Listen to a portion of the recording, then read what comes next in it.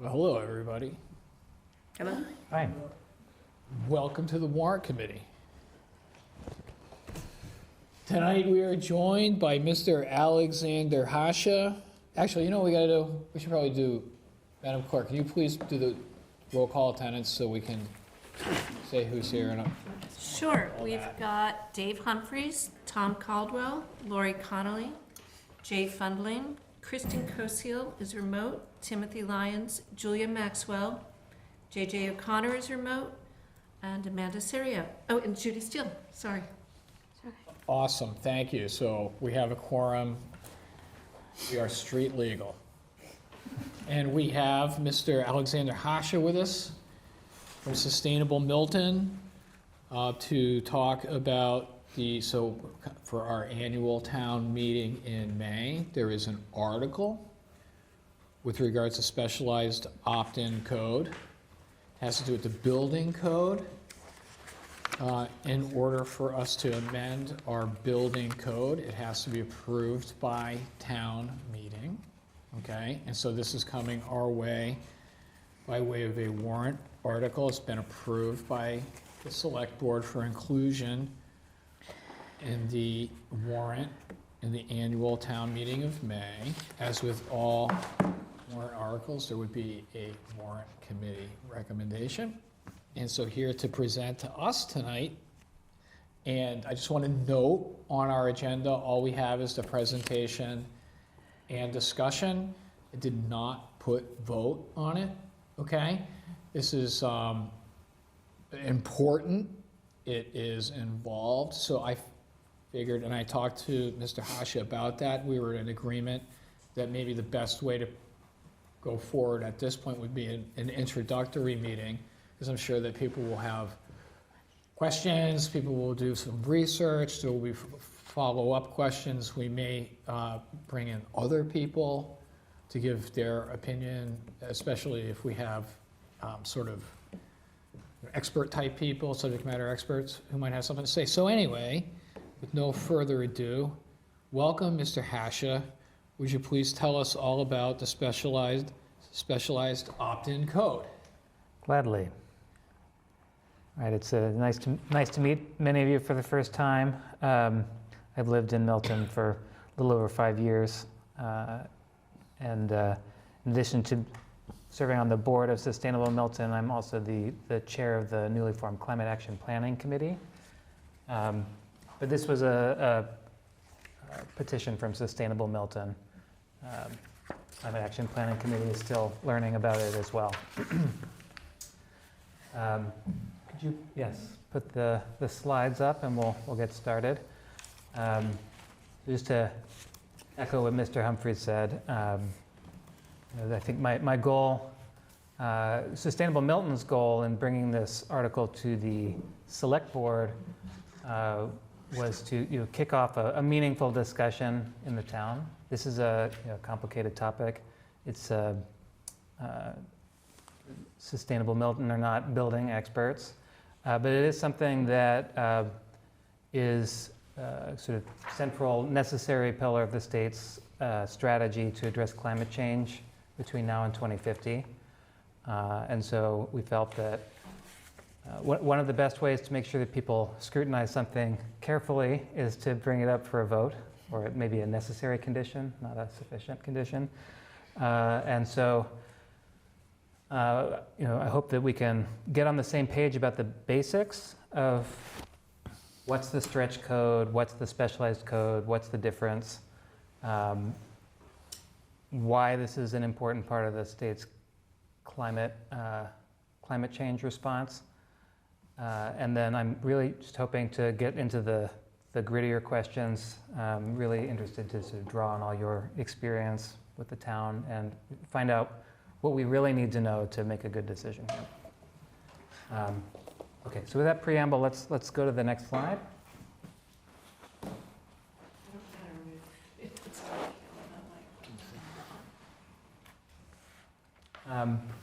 It's not the most important piece that's under there, so I will. So I just want to start with a kind of high-level overview of what's going on in Massachusetts to address climate change. So in 2021, there was a significant piece of legislation that committed Massachusetts to achieving net zero greenhouse gas emissions by 2050. And as part of that, the preparation for that law, the state did an in-depth pathways analysis. So they analyzed all the different possible ways that the state might achieve that outcome. All of them that are sort of technologically feasible today involve massively electrifying the things that today we use fossil fuels for. So primarily, fuel in our personal vehicles, the fuel oil and natural gas that we use to heat our homes. That will also primarily need to be shifted towards electric technologies. So it's really a two-pronged strategy. In parallel, the state is working hard to get the grid powered almost exclusively by renewable energy, and at the same time massively expand its capacity to deliver electricity, because if we're driving and heating our homes with electricity, the demand will go up. In parallel, those things we use fossil fuel for today need to be shifting over to electric technologies. And given that the homes we build now, the cars we buy next year, many of those will still be in service by 2050. The message is not throw out your perfectly good brand new gas car or your perfectly good natural gas furnace, but as these technologies reach end of life, they should be replaced by electric technologies more and more exclusively. So, next slide, please. The specialized opt-in code was a new layer, a new option for Massachusetts communities to select as their building code that was mandated to be added by this 2021 climate law. So prior to that law, or prior to 2022, there were only two options in Massachusetts, the base code and the stretch code. The stretch code, I think, was introduced in like 2011, don't quote me on that. Maybe we adopted it in 2011, but it's about a decade old. And it was introduced as part of the Green Communities Act. Milton adopted the stretch code by a town meeting article in 2011, and it is the current building code in Milton. And so I think there's been a fair amount of confusion when we talk about the specialized code, because for one thing, like, people don't use the names consistently. So I spent a bunch of time figuring out what does the state call it. So it's the specialized municipal opt-in code, the stretch code, and the base code. Those are the terms that you'll find the state using. Why is it a stretch if we've already done it? Like, it's a little confusing. So another thing that's confusing is that the stretch code is being updated on a fairly regular cadence as part of this climate law as well. So it was updated at the beginning of 2023 to require higher energy efficiency standards for buildings, including some renovations. And it will be updated again in July 2024 with even more stringent energy efficiency requirements. That is not what we're voting on. That's already automatically going into effect in Milton because we have adopted the stretch code. And so what we're talking about here are addendums to the stretch code that were developed, mandated to be developed by the Climate Act in 2021, made available for adoption in 2022. These are sort of upgrades to the stretch code to align it with the 2050 roadmap for electrification. And so it really focuses on making sure that newly constructed buildings are solar ready, EV charging ready, and electric heating ready. Any questions on this slide before I barrel onward? So the updated based code and the updated stretch code is currently in place and has been. And is this the first update to the stretch in July of 2024? I don't know how many there have been. There was a significant one at the beginning of 2023, and then Another one is coming. another one's coming in But they July. can change it yearly. Right, so when, They usually the language is to adopt the code and updates to be. Whatever updates. Yeah, So we have no idea what's going to happen with the code that we have adopted. Big surprises can come. right. I mean, I don't think municipal governments have the resources to sort of do the work that goes into these building codes. So they're model building codes. I think the base code is based on there's like an international organization that sort of develops these model building codes, and then the state customizes them a little bit or a lot. And that goes beyond my expertise at the current moment.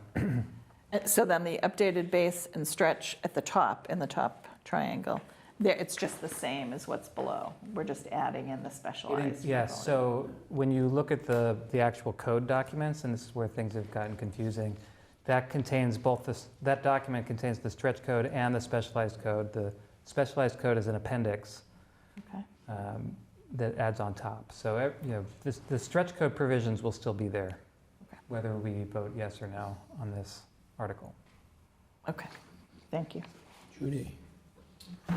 I think I read in this, mass.gov, that updates normally occur every 5 years up to 2050. I also read, so you're saying that they can occur outside that 5-year period, inside or outside? And I made notes at home and I don't have them with me. But I thought it said I read that minimum of too. every I 5 read that years. too. Yes. Typically, it's like the electrical codes every 3. The stretch energy goes every 5. Okay. You can't just throw it in, it has to be on the cycle. Well, then Okay. how did, go That was ahead, sorry. voted in That's okay. So how, beforehand, yeah. scheduled to go into effect July 1st, 2024. Oh, okay, so in '23 was, they go through this update, which takes effect a year after, Yeah. Is that right? next year. So Basically, was I wrong about that? That there wasn't 2 updates in 18 months? No. As a contractor, you probably. there were, but they were already proposed, and they just slated them coming in at different dates, from what I've read. So the implementation was Staggered. staggered. Yeah. So the other question that I have is, my understanding reading this document is that once you've opted in to the stretch code, and there's an update, and there's something on that update that's just not going to work for your municipality for whatever reason, you cannot opt out of the update. The only way to not do that update is to get out Do another town meeting article. of the entirety of the stretch code. It's right here. Yeah, that's, for the stretch code, that's true, right? So if you would take a town meeting vote to get out of the updates You'd have that are to coming in get out of the 2026. whole, you'd be throwing the Yeah. baby out with the bathwater, starting over, refilling the tub, Well, grab the kid. The third option is the base code. You'd be foregoing all the funding programs that are strings attached to that. Right, because there always is. Money talks. and- So you're saying this, not proposing we do this, but it's theoretical that we could, at town meeting, vote ourselves out of the stretch code? Yeah, these are the 3 options. So, but we're currently in July 24, stretch code has been voted to go into effect in Milton. It's, yes, So it's the already in In effect. effect. We're already in the stretch code, The but the update- updates will go into effect. Right, okay, yep, We've been 2011. in the stretch code since 2011. right, Right. right. But we could conceivably vote to get out of the stretch code and go back to 2011? Go back, No, go go back down to just updated the base. base code. Right, updated base code, yep. But this is also like, what's the interplay here? Because this stuff is essentially Code of Massachusetts regulations. My question is like, at what point can they just mandate us to do that? CMR. Right, If we vote on it, CMR, you don't have a choice. right, We adopt it. yep. And the only way out, again, is To go to, back to town meeting. you know, Right, the okay. whole ball of wax goes, yeah. Yep, I don't want to get Yeah, it's lost in so details. I'm trying to confusing. get my head around, it. Yes. There is a public feedback process for these codes as well. So I think third option is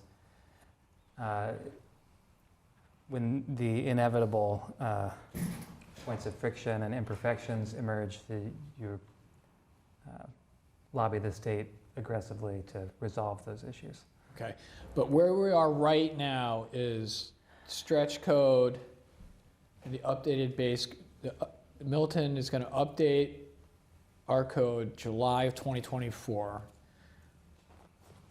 And now the question that we're having here is, are we gonna go further with that for the opt-in of the specialized opt-in? And And so the question becomes, will that be the same as the stretch code? The specialized will be updated, and the update is not compatible with a municipality's ability to do it. The only way, and then you're back to square one. You have to accept it or throw everything out. It's very, because you don't know what's coming down the road. I think the state got strong incentives not to put things in the building code that are impossible. But I would also be surprised if an adequate response to climate change didn't require some effort. And just to be clear, the updates that are coming in July 2024, they're not unique to Milton. They're coming with the stretch code The in any stretch code, communities that are in that the category. majority of Massachusetts municipalities were on the stretch code before this third option was added. Right. And it's been, I think close to 60 communities have adopted the specialized opt-in code in the first year that it was available. And there's quite a few more considering it in this cycle. It's gonna go Tim, then Jay. Thank you. Is there any state or federal incentives for us to adopt this? Or is it just a lump on top of what we already have? So the green communities, and is Josh on? I was expecting Josh Eckert Lee and Joe Atchu to be remote, but they're not here. There is someone named Josh as a participant. Would you like? Yes, please, can we upgrade him? Thank you. Yeah, so I think our town staff that may or may not be on the line would know more details here, but so the Green Communities Act had a lot of funding programs tied to participation. Yes, there's Josh. And then that's been, again, another piece of this 2021 climate law created a climate leaders program, and there's funding available through that as well. We're adopting the specialized code as a prerequisite. Josh, do you want to expand on that? Yes, and I'll say also, You're muted. Commissioner Joe Achu is also here. May be worth promoting him. You can hear me? Yes. Oh. Great. So I'd recommend promoting Joe Achu as a panelist as well. He's our building commissioner. But yes, so there are a number of incentives available to us through that Climate Leaders program, through the Green Communities program. But the vast majority of the incentives available through the state's programs are for building contractors and home buyers and homeowners. So there's a vast array of incentive structures built into the sort of steps into building a new home in particular, because that's what the code has primarily targeted, to make it far more cost effective than it would have been otherwise. Josh, but say we don't adopt it, a homeowner can build to the enhanced stretch code and still get the rebates or incentives from the state on their own, regardless of whether the town is part of it, correct? Yes, but the likelihood that they would build to that is far lower. I work for her as builders now, so. I think in many instances, it's lower cost, both to build and operate a home. So I mean, I think there would be instances where people would, and but it's I think where, you know, the builder and the long-term owner are not the same person, there might be a disconnect. If you don't own the long-term operating costs or and I think a big point I want to get to as we sort of move into it, like what's in the specialized code, is that this is really about preparing for electrification and avoiding really expensive retrofits down the road as fossil fuels are phased out. It's much cheaper to get that wiring installed when the walls are down than to have to rip them out and do a retrofit. When you were saying ripping down some walls, I noticed that the optimized, in here it says not for renovations. The optimized update, or whatever this is, does include renovations over under 1,000 square feet. That's the stretch code. Should we let him finish Yes. his presentation, maybe? Let's get into the details of what's in there, and that everybody, including me, is confused about what you just said, so we'll absolutely, Okay. we'll keep going over that until we all feel good about it. Okay. At least, good that we understand what is in here. Then we can form opinions about it once we agree about what it is. Can we go to the next slide, please?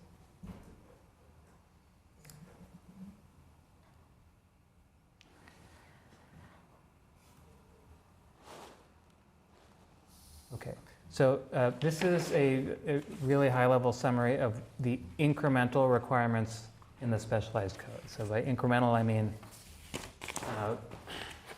what would change if town meeting voted to adopt this article versus, so this does not include what's changing with the stretch code updates in July. So the sort of high level is it requires pre-wiring for electric. So it doesn't require an all-electric building, although there's certainly compliance pathways, and they try to incentivize that as much as they can. But you can still build a building with fossil fuel heating and other fossil fuel systems, but they need to be pre-wired for electrification. So the electric service needs to be adequately sized for EV charging, electric heating, et cetera. New buildings that use fossil fuels will have to install a certain amount of on-site solar to sort of offset their emissions, or maybe that's not the right way of thinking about it. And then as you get into large single-family homes and large multifamily homes, the compliance pathways are either all electric or certified zero energy, right? So there's still a fossil fuel pathway, but they have to have solar to kind of offset their energy usage. So I think the key points are the incremental requirements that were, actually would change the outcome of, based on this vote do not affect additions or renovations of existing homes. There are provisions in the stretch code that do, right? But those are not affected by this vote. Yes. So if those, excuse me, if those went into effect prior to the adoption of the specialized code, how does that impact it? So meaning if they, So everything that's- if it's, so if it affects the renovation now, Right. and the top triangle is this plus this plus this, doesn't that mean then Yes. that if the stretch code includes renovations, then the adoption of this would then include So renovations? yes, there are new requirements coming in July that will affect renovations, that will be there whether this is adopted or not. Okay, The requirements that will only be there if this is voted in only affect new construction. okay. Yeah. It's a mouthful. On the pre-wiring, did you, I don't remember if you said it, you have to have the capacity on the service, not just the wire. Right. Once you do the load calc, if it says with all the pre-wiring and what you're putting in, you need a 400 amp service. Even if you're only gonna be using 200 amp, because it's pre-wired, you have to put a 400 amp service in the house. Or I 600. think that's possible in some instances. Part of my code. Yes, you would know. Yeah, it's part of the electrical code that we have to. Yeah. But for example, I have a home where I'm doing EV charging. I just got over to heat pumps from fossil fuels, and I'm still on 200 amp service. So I think it will depend on the house. To clarify, 200 amp service is what a normal house in Milton has. Yes, right? Average. It's Mine is 100, less the Milton's like probably a quarter 100, and the rest is made up between 200 and 400 amps. Is it fair to say you wouldn't find a new construction on 100 amps? No, I don't. That's old. Old construction might still have. You might if it's small. service. Sometimes you do, but with this code, no. Right. So again, the key points that in favor of this, from my perspective, I think the incremental requirements in this will only affect new construction. These are buildings that, if they go up in 2025, they'll be standing there in 21, 25. Alex, do you mind if I, so just in terms of the specialized code, what we're talking about now, is there anything in there that would allow the state to change that specialized code? Yeah, I think it's. I don't have the language in front of me, but I think the article language included Alter it? adopt this and future revisions. Isn't the So point that you're moving towards the zero net carbon emissions by 2050, so it's always evolving? All of these codes would always be evolving in theory? Yes, and I mean, I think they believe that this puts us on the right trajectory. And I'm guessing if they make changes over the next few years, it will be to resolve any pain points that we discover in the first few years. Yeah, so I'm just going to finish. So it very well could include at some point all new construction, all new renovations. Everything must be 100% electric. And that could happen before 2050, maybe, Yes. like a second? Yes, assuming we get there on climate change. No, I understand. I think that will happen at some point. Yeah, so is it, I guess, is it feasible? And I know this is, just as you said, this is a lot. But could they say, like, if you have an old house, you gotta flip that and make it 100% electric? Like, would that be an end game for the state to say, take out the furnace, take everything out, and would you foresee something like that as an end? I'm just curious. I'm not in the building trade. That's what My we're experience hearing. as a homeowner is that building code doesn't kick in until you're changing things. Okay. And I know that's a lot. That's a bigger question. I was just curious, just because you can, the state can just move the ball. And I was just wondering, what they're saying is, like, we're not doing this now, will they end up doing it later on? I think you should ask Joe I was just about do 800 square feet or 1,000 square feet with the stuff that's coming into play the first of the year. I mean, July 1st. I believe you have to update the house. But that's not what we're voting on, but that's what's coming into effect July 1st. So That's it's it. kind of in there already. In this town, there's so many older. I think he could answer it better. Can we ask him? Please do. Somebody ask him. Yeah. I don't even understand the question. So I'm going to let somebody who Joe, understands. can you explain with July 1st, 2024, when you do an addition over, I think it was 800 or 1,000 square feet, Can you, what that trips? Sure. Good evening, Four, five, everybody. six. So, the way it's set up right now is Milton is already part of a Green Community Act, so you're already part of the stretch code. The stretch code is set up that come July 1st, everything is going to be updated with the stretch code. So if you're doing an addition of 1,000 square feet or more, whether that be putting on an addition or building out rooms and things of that nature, anything that accumulates a total of 1,000 square feet, you have to upgrade the entire house to meet the HERS rating. And the HERS rating in July is going to be 4542, which, the specialized code going into effect, I'm not necessarily against.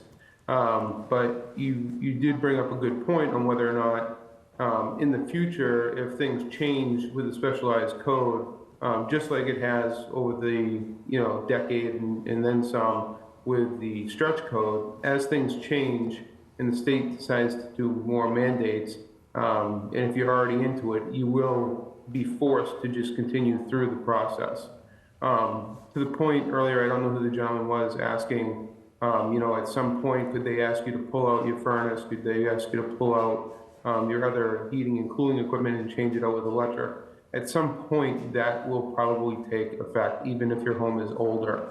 For example, with doing 1,000 square feet or more of an addition or an accumulated renovation, you have to upgrade the whole house, which in some cases, people are gutting their whole homes and re-insulating everything and weather sealing everything and making it tighter and bringing in more efficient equipment for heating and cooling and for cooking and things of that nature to bring it up to meet those HERS rating requirements that are now currently in place. And that's on the renovation side for existing homes. The specialized codes are only going to be for brand new construction that's being done. And I think that's really the caveat that you have to look at between the specialized code and the stretch code, and the difference between the two. Right now, the HERS rating is 5552 and is dropping by 10 in just a few months. And that may not sound like a lot, but it's drastic because over the years it's gone from being in the 70s and 60s down to where it is today. And builders are having a hard time making sure that they can get to where they're supposed to be at this very point, and where it's becoming more stringent coming July 1st. It's just a tough thing all around. But I don't think where you're focusing on the specialized code right now, I don't think saying no to this is a bad thing. I think it's good. I think it's the right direction that things should head in. And as far as my department is concerned, it doesn't really elevate the amount of workload that we have. It's basically just making sure that we crunch the numbers and get the proper information in place before we issue permits. But overall, I mean, if you're asking myself for my professional advice or recommendation, I would say that you opt into the specialized code. I think it's a good thing. I think the state has put some good things in place in order for making this happen, but also in the same, there's a lot of infrastructure based around that coming into play for this type of thing to work out for everybody. So I think if you look at it too, it's a lot of dollars and cents that the state will get federal funding, the state will give funding to municipalities for complying and so on and so on. Eventually, it'll trickle down. But the upfront cost is going to be a bit much, and that's just the way that I think it's stacked right now. But I don't think anything is without its hiccups. So I have a question for you, Joe. Yeah.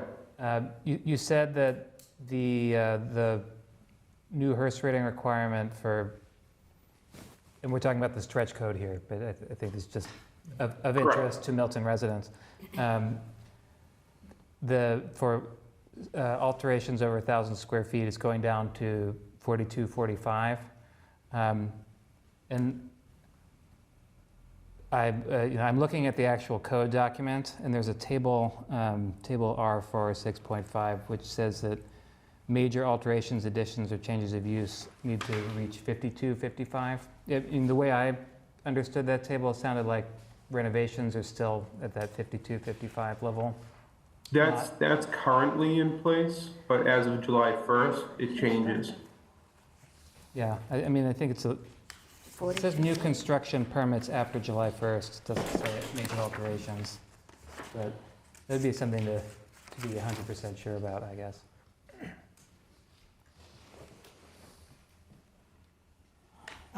And just to clarify, talking about, that everyone may be forced at some point to rip out their current heating systems, it's not that the government's showing up at anyone's door, it's that if you are undertaking a major renovation, at that point in time, you may be forced to switch over your system. That's correct. Yeah, nobody's coming in and forcing you to automatically do this and against your will. It's more along the lines of, like, you're going in, you're replacing equipment, and you're doing all this renovation work and things of that nature. That's when that all comes into effect. Thank you. Judy, then Tim, then Tom. So to be clear, on a renovation, if you're not adding additional space to your existing home, but you just want to redo your kitchen, Then that does not come into effect. it does not come into effect. You can still go down to your department and the electrician can get your oven, permit for your electric oven, and then Joe Plumber can come in and put in your gas burners to stove top, right? Yeah, all of that will still be available. It's on the major renovations of 1,000 square feet or more The 1,000 is where square that all feet takes is the place. trigger. Okay, thank you. You're welcome. Back to the heating equipment, they have been phasing out lower efficiency stuff, and there's talk about just when you have to switch, end of life, you might have to switch. Right. Regardless of a renovation or Right, but not. they're not coming in to pull out perfectly good heating systems when you're No, not doing no, any you just- renovations or anything. Unless you're going through Mass Save. However, at that time, maybe you can afford. The This incentives town are talks different, about yeah. affordable housing, not only rich people. So 10 years from now, if your existing furnace kicks the bucket, you have to put in a new one, go down, get a permit, and now you're saying I have to have a heat pump. I may have I'm just using myself as an example, and there are a lot of me's in our town. I may have the money to replace my existing system, but I simply cannot afford to put in heat pumps and electric sockets and a whole new life of my house. So you forced me into sitting outside at the fire pit to stay warm, or moving, selling my home of So it's an interesting point, but it is Over. Tom's turn. Tom. Tom, I'm sorry. Did No. I mistake? No, Judy, I apologize. No, I'm going to withdraw my question. Okay.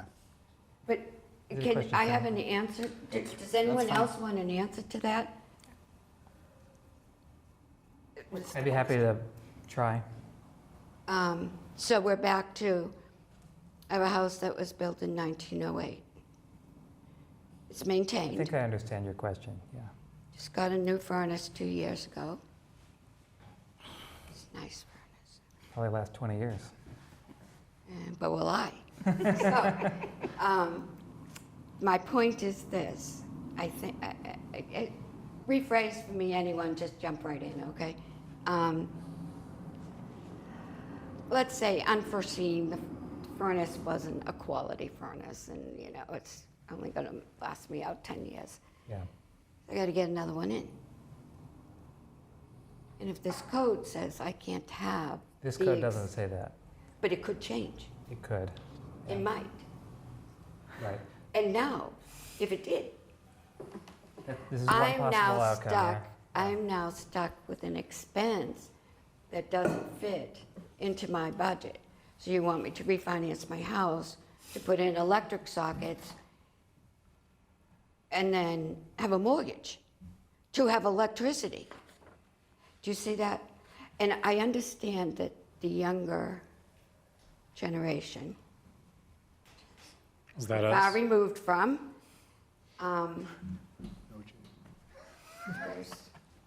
there's a lot of people that could be jeopardized Right. financially. There's definitely uncertainty associated with any planning like this.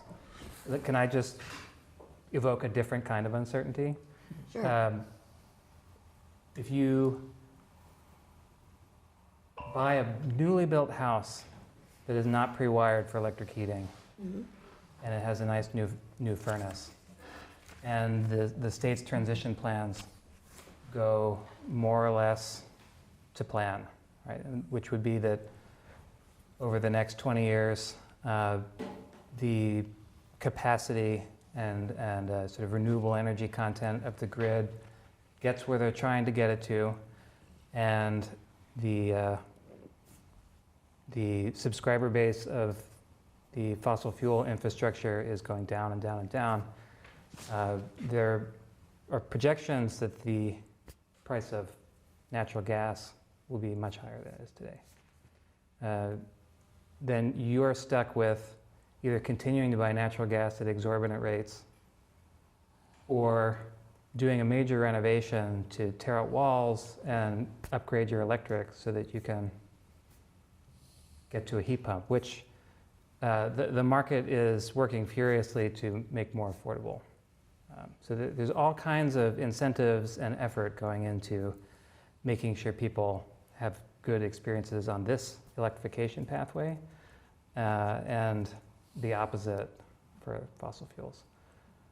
So I think if I were buying a home on a limited budget that was newly constructed, I would be very concerned if it wasn't electric ready in 2025.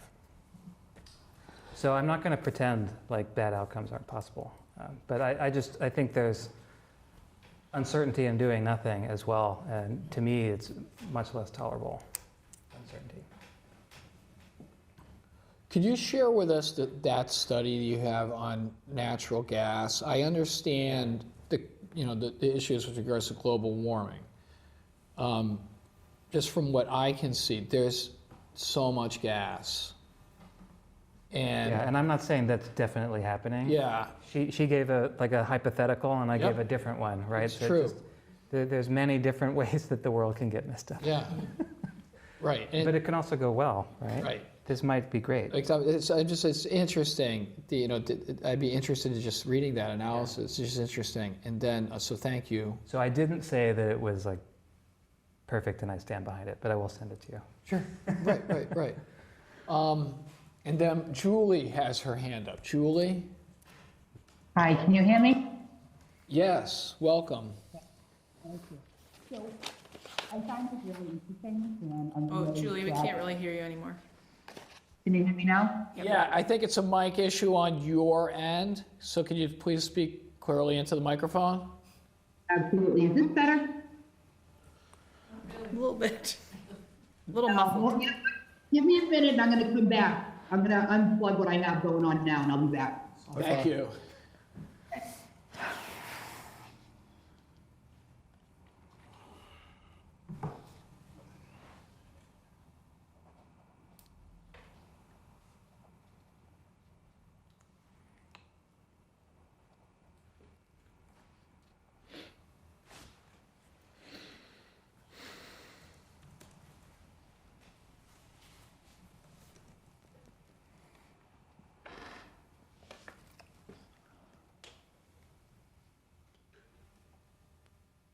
Am I back?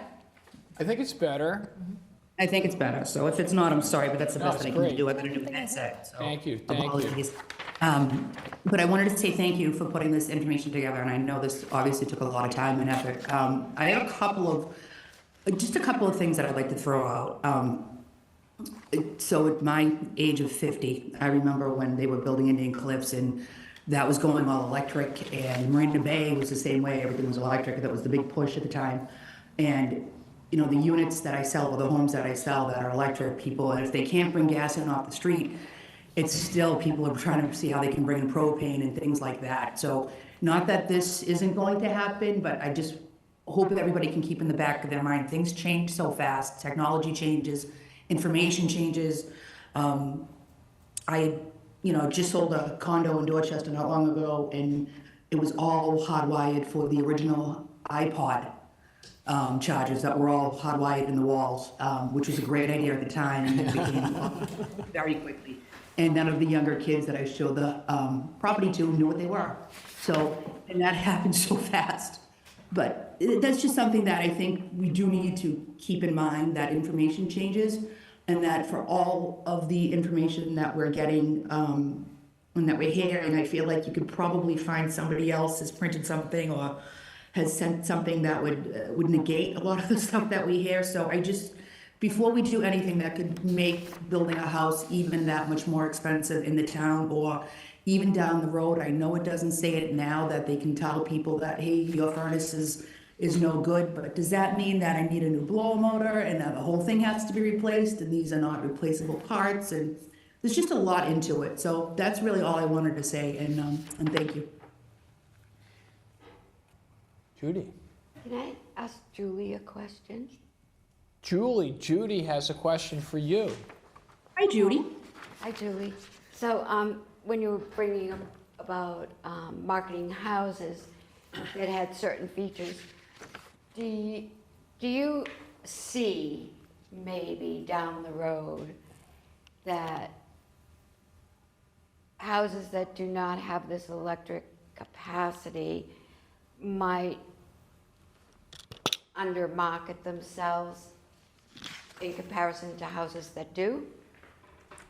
So that's a really tough thing to answer right now.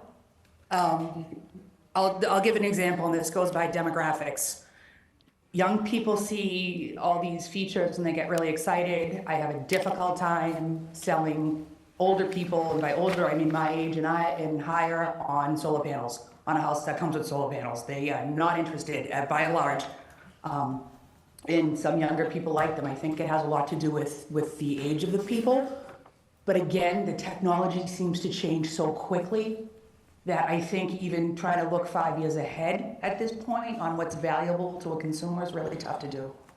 But I will say, I have a hard time today, at today's date in February 2024, if the house does not have gas and does not have gas on the street, that's a tough sell.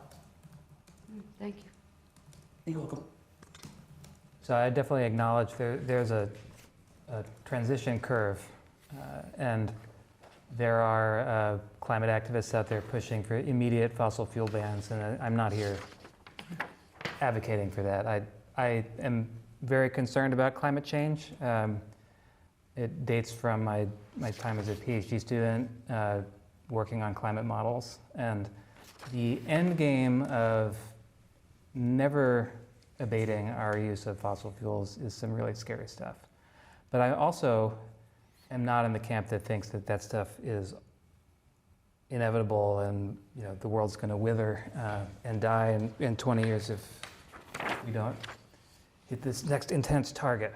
I think it's a long-term transition that we must begin, and we must work on it at a reasonable pace. It can't go too fast, because if you've got people freezing in their backyards because you took away their fossil fuels with nothing to replace it, that's ridiculous, right? I mean, I care about climate change because I care about sustaining the comforts of the modern world, and I'm really appreciative of fossil fuels for making that all possible. So I don't want you to think I'm some kind of anti-fossil fuel extremist. That said, solar panels have been around for decades. They're not going anywhere. What the exciting thing about made this law possible in 2021 is that the cost curve of solar panels has just been plummeting, right? So they're getting cheaper and cheaper. I put solar panels on my house first because it's a financial no-brainer. It just makes me buckets of money. I think some of these other things are a little more complicated, but so preferences change slower than technology. I don't think that solar panels and heat pumps are a fly-by-night technology. We've had heat pumps available for cold weather heating for decades as well, but they're also going through a massive shift where they currently beat fuel oil. So I just replaced my fuel oil boiler with whole home heat pumps using units that you couldn't get units sized appropriately to heat my house 15 years ago, but now you can at a price where, considering that it replaces both my boiler and my central air and is more efficient than both, it was a financially prudent thing for me to do, especially once you factor in the mass save rebates. So it's complicated, and it's premature to mandate fossil fuels everywhere, and the state knows that. That's why they've let a limited number of really gung-ho communities pilot that, but for everybody else, it's not even legal to outlaw fossil fuels right now. So like several years ago, there were people bringing town meeting articles to ban fossil fuels in like Brookline and Newton, and those were thrown out in court. So that's not something that's going to happen in 2026, is my opinion. It would take a significant track record and sort of demonstrated affordability, not just for the affluent.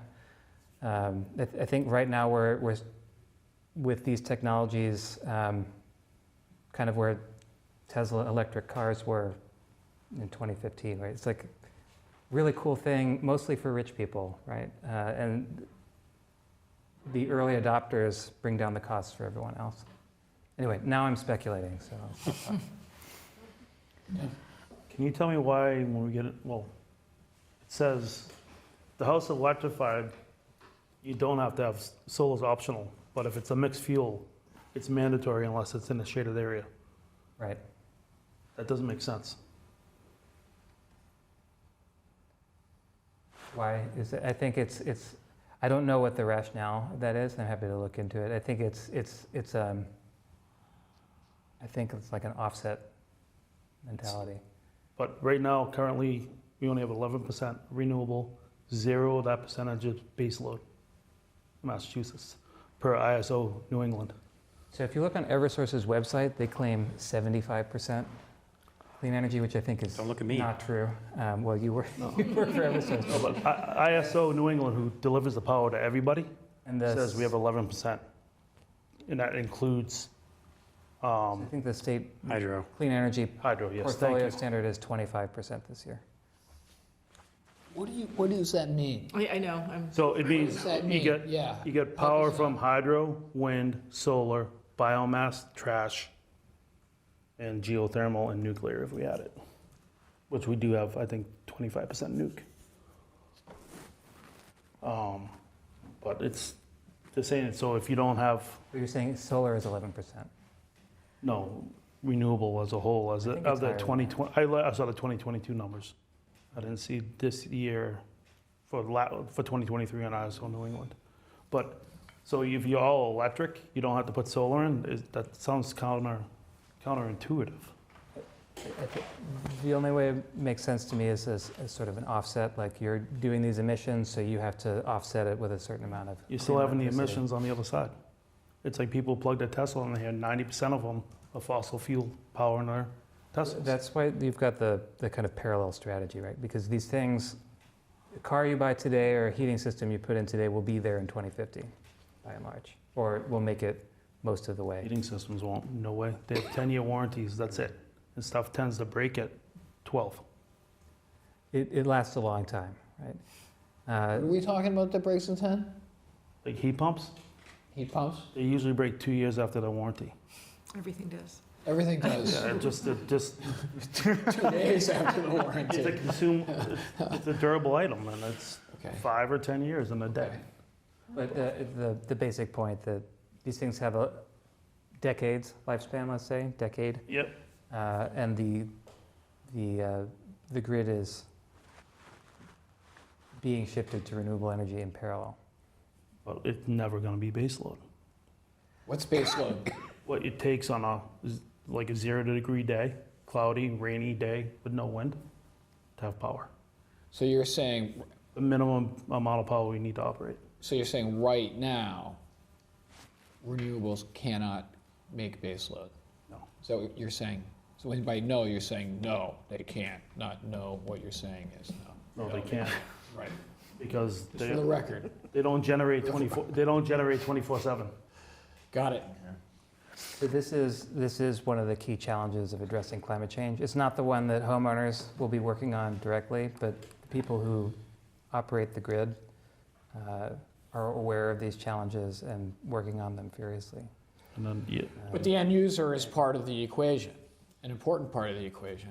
The reason why the building code emphasizes efficiency is because if we shift to EV charging and electric home heating, even using the most efficient end user technologies, if the homes aren't insulated, the power requirements will be impossible for the grid to meet. So you have to constrain demand. They're expecting demand to grow significantly. They need to prevent it from growing even more than that, and that's where efficiency comes in. can we as the town amend it to make it all electric have solar? Sorry? Where it says solar is optional, as a town, when we voted in, can we make it mandatory? I think we have to choose from one of these three. No. No? So the code is the code, and we just adopt which sort of level of code we like. Sorry to jump in, but we don't get to amend how we do that code here in Milton. And then the other question is, if we go into a no power situation and you're all electric, how do you heat your house? It's a great question, and I worried about it too. I'd say, to be fair, I needed electricity to run my oil boiler as well. Yeah. You can do that So- with a 5 kilowatt generator, not a 24 kilowatt generator. That is absolutely fair, yeah. So generators, gas generators are still allowed under this building code.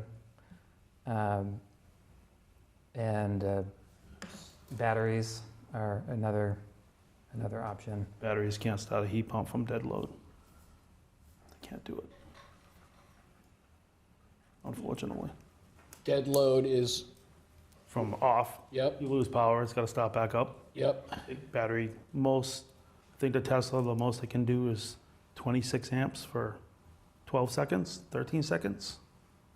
And most of the heat pumps are 30 to 50 amps, and they need it for closer to a minute. So you can, But yeah, you're gonna be when my okay with power's that? out, my oil heater does not work either. Pack it. So, But you can have a little generator from Home Depot that will run it instead of a, when you got but I told don't- behind but I a don't. truck. It's all in the That's just, I'm just, yeah, no, I'm you're an right. electrician and I do HVAC, this is good for you know, me. the oil burner, it only needs. It's really like, good for me, it's good for my business. You know, a but little micro dot. There's a of big electricity. downside that I think everyone needs to be aware of, switching too quickly and not having a backup available in a catastrophic event, like a hurricane. You could be out of power for 2 weeks.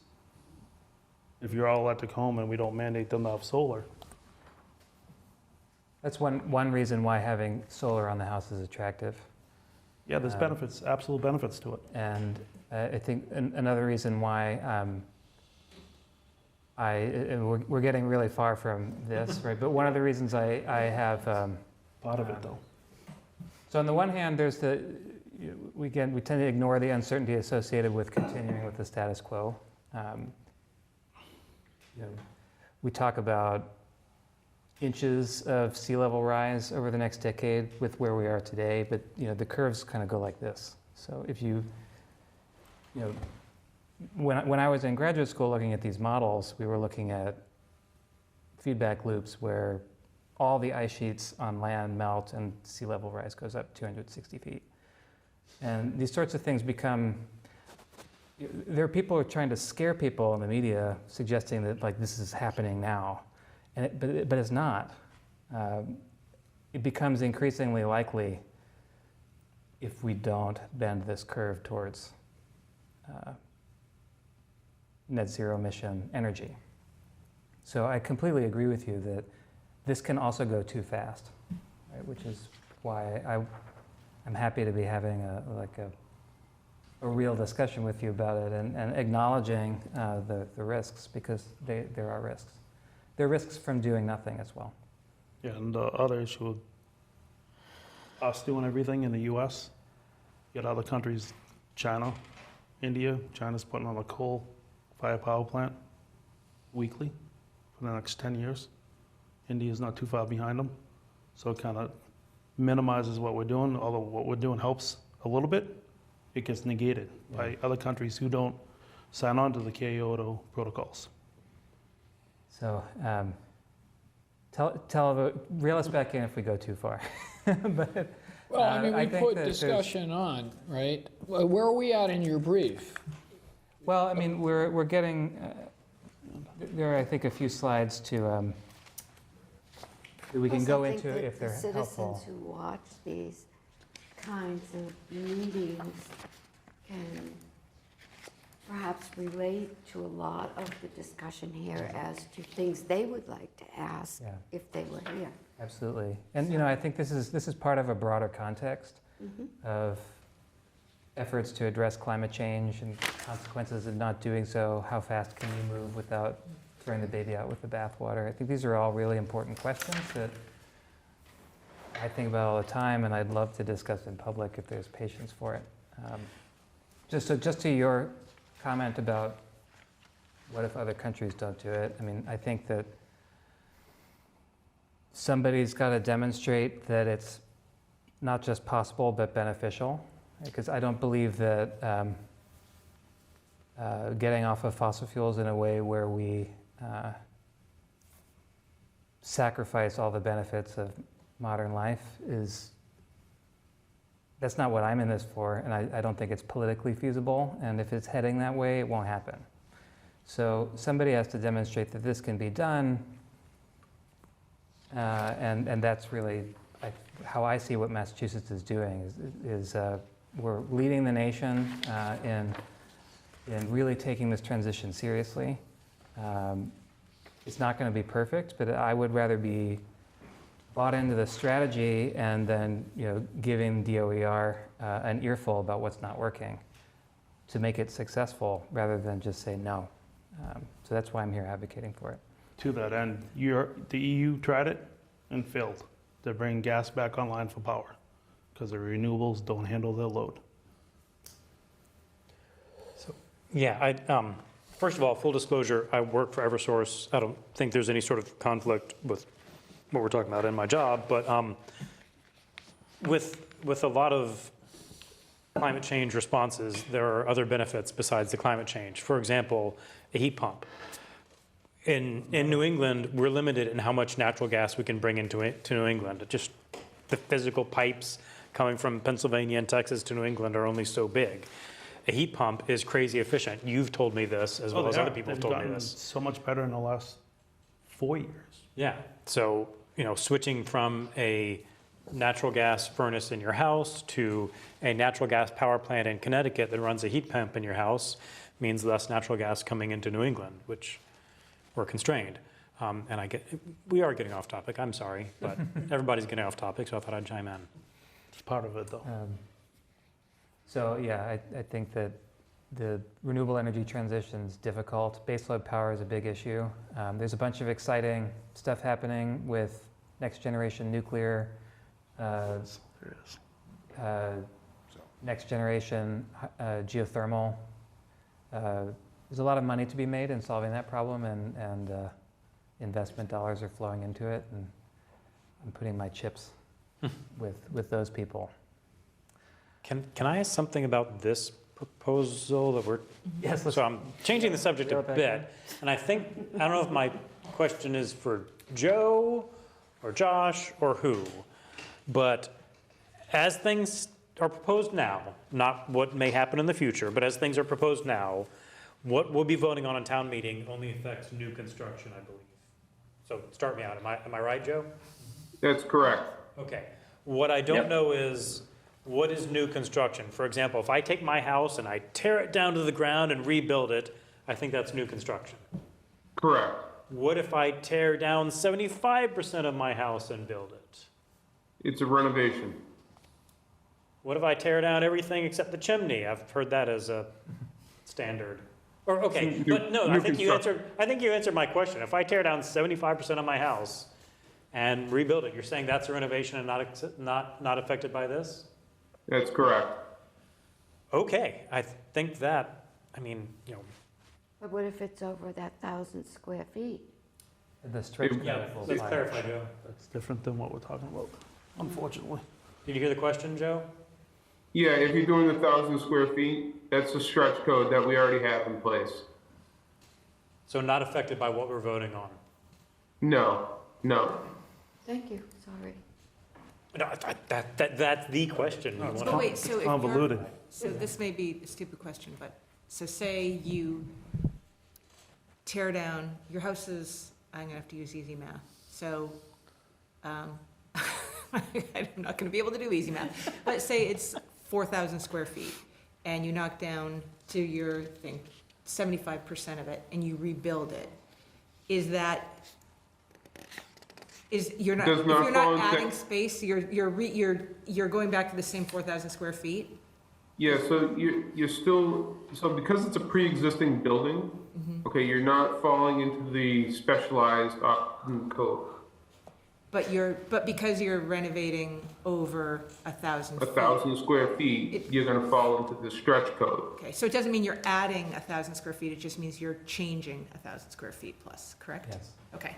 Now, I just want to take this opportunity to interject that the DOER has released cost-benefit studies that show that since we've ended up talking about the stretch code, I didn't put it in here because it applies to the stretch code.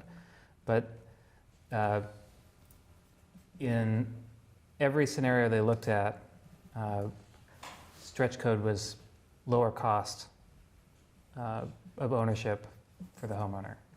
Now, I'm not going to pretend there's no uncertainty in that. No, absolutely it is. But you have to start somewhere, right? Yeah. So there's a point in time with the prices as they were when the study was done, it was definitely cheaper, so people would probably want to do it. Anyway, Can I ask another question? Is there any reason, so it says pre-wiring is required. What would be the reason to, I don't know how to ask this, like you're pre-wiring for the future, but wouldn't you just, if you're wiring for something, wouldn't you just, do you know what I'm asking? So you have the capacity in the house, if you want to switch your stove from gas to electric, the capacity and electric surface is there, it's already pre-wired. You can pull one out, plug the new one in. Okay. And the only difference of pre-wired and installed is it's not on a breaker yet. Okay. It's labeled, and some guys put it in a box outside, some people put it in the panel itself, and then it gets wired in and it gets turned on. Like some companies will pre-pipe stuff, not put wire in, but the way the code's worded now, you have to pre-wire it, and you can't just pre-pipe it. So it just means you haven't chosen to buy whatever, like install whatever it would be that would require the electric, you still have the option of going fossil fuel. Yeah, but you have to have the capacity. So if you didn't have the house Right. set up for electric, you might only need a 200 amp service. If you have, But this when you is, go all electric, you might need a 400 or 600 amp service, depending on how many square feet the house is, okay. what your loads, heating loads are. think of it as a consumer protection that you may want at today's prices to be heating with natural gas. But the world may change 10 years from now such that that's not economical for you anymore. Switching over to electric is now a much less expensive project than if you have to you know, So for Run new instance, we lines. were looking at heat pumps at our house and we're on 100 amps right now, and we would need 200 amps to do that, and that costs like $5,000 or $6,000 to upgrade just the electrical panel. So like, I wish a previous owner had done that, because we're not gonna do that. You get money from the feds on that now. You get Yeah. $4,000. But also the time to do it is when your walls are Right, already when the walls are down, open, right. right? And then, right. When it's new construction, it's like literally a third less to do it. Say that again? It's like a third less. Oh. If you're doing it when the walls are open, then cut and patch in and. So does this add, this might be a stupid question, but does this add cost to new construction? Mm-hmm. So it's the rebate, it's the, the rebates and the long-term use is where the money, There are definitely instances where it's cheaper upfront as well, especially with incentives. You can get So I 15,000 can- back on the HERS I can rating. make sure that you guys get the DOER cost benefit study. I only ask because you said something to the effect of, the developer and the end user aren't necessarily the same, right? And so who's getting the benefit? Is it the builder, or is it the end user, or is it both? The end user. The end user I does don't versus think the the builder. The builder isn't getting, Unless he's paying for the HERS rating and he's taking the HERS rebate, okay. then he'd benefit. And the homeowner wouldn't get the rebate, but I'm sure that would come off the cost. The Yeah. homeowner will benefit from the lower energy costs. And Josh has his hand up. Josh? Thanks, Dave. I just wanted to say the findings from that DOER study are in the presentation materials I've given to the planning board and select board over the last few weeks, and are available already on the town's website. We have a dedicated page to stretch energy codes under the community tab, but I can quickly share my screen and just show those slides that show the cost benefit analysis. Oh, I thought That. I saw that one. So in a smaller building, it's about 30,000 benefits for a builder and 1,000 annually for a home buyer. In a gas building, that same building, it's a sort of additional costs to both the builder and home buyer. Those savings are a little bit smaller when it comes to a large building, down from 28 to 20,000, and down from 1,000 to about 5,500 a year. And again, those costs are high for a builder in a large family, but actually aren't as terrible for a home buyer. So I just want to say that material is available on the town website here at Stretch Energy Codes. So if you go to the community That tab, was sent to us. it's right here under our resilience and sustainability info. Just wanted to share that for folks as a resource.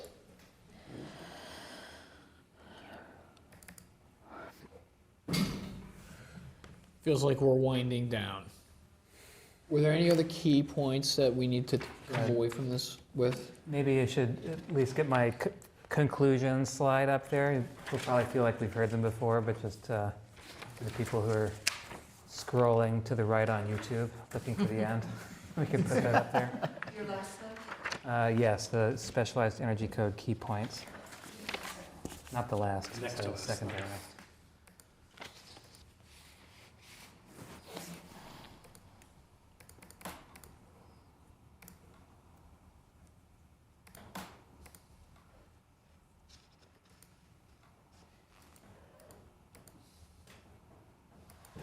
So this is my take on the key points, that the new requirements that we're voting on, which hopefully is clearer now than it was at the beginning, if not completely clear, apply to new construction only.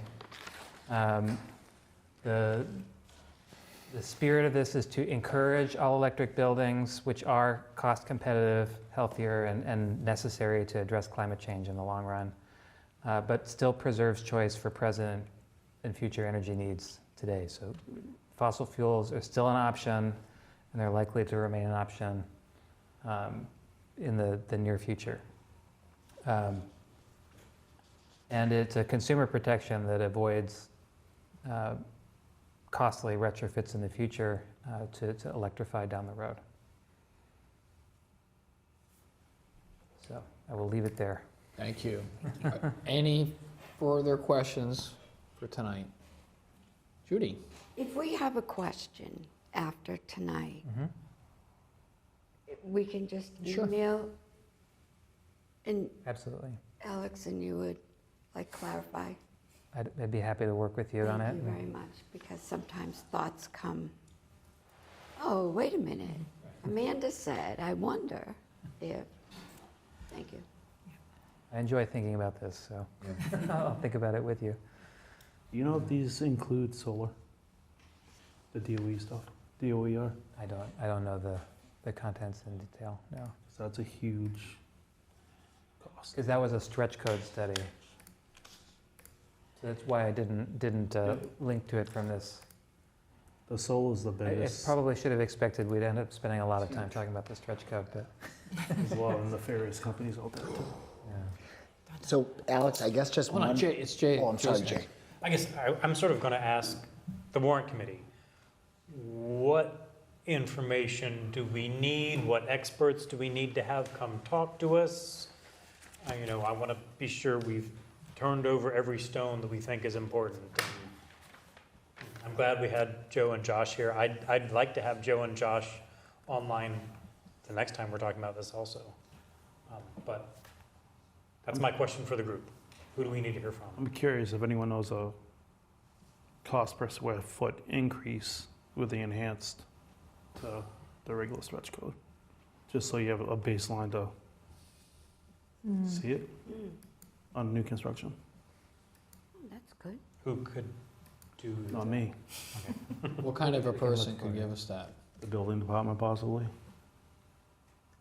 Do you want to reach out to them, see if you can, Yeah, I'll send Joe an email. right? Because I'm thinking we're going to talk more about our scheduling, right? Is come back again in at least a couple weeks. So I think we have a couple weeks to work on this stuff. Judy?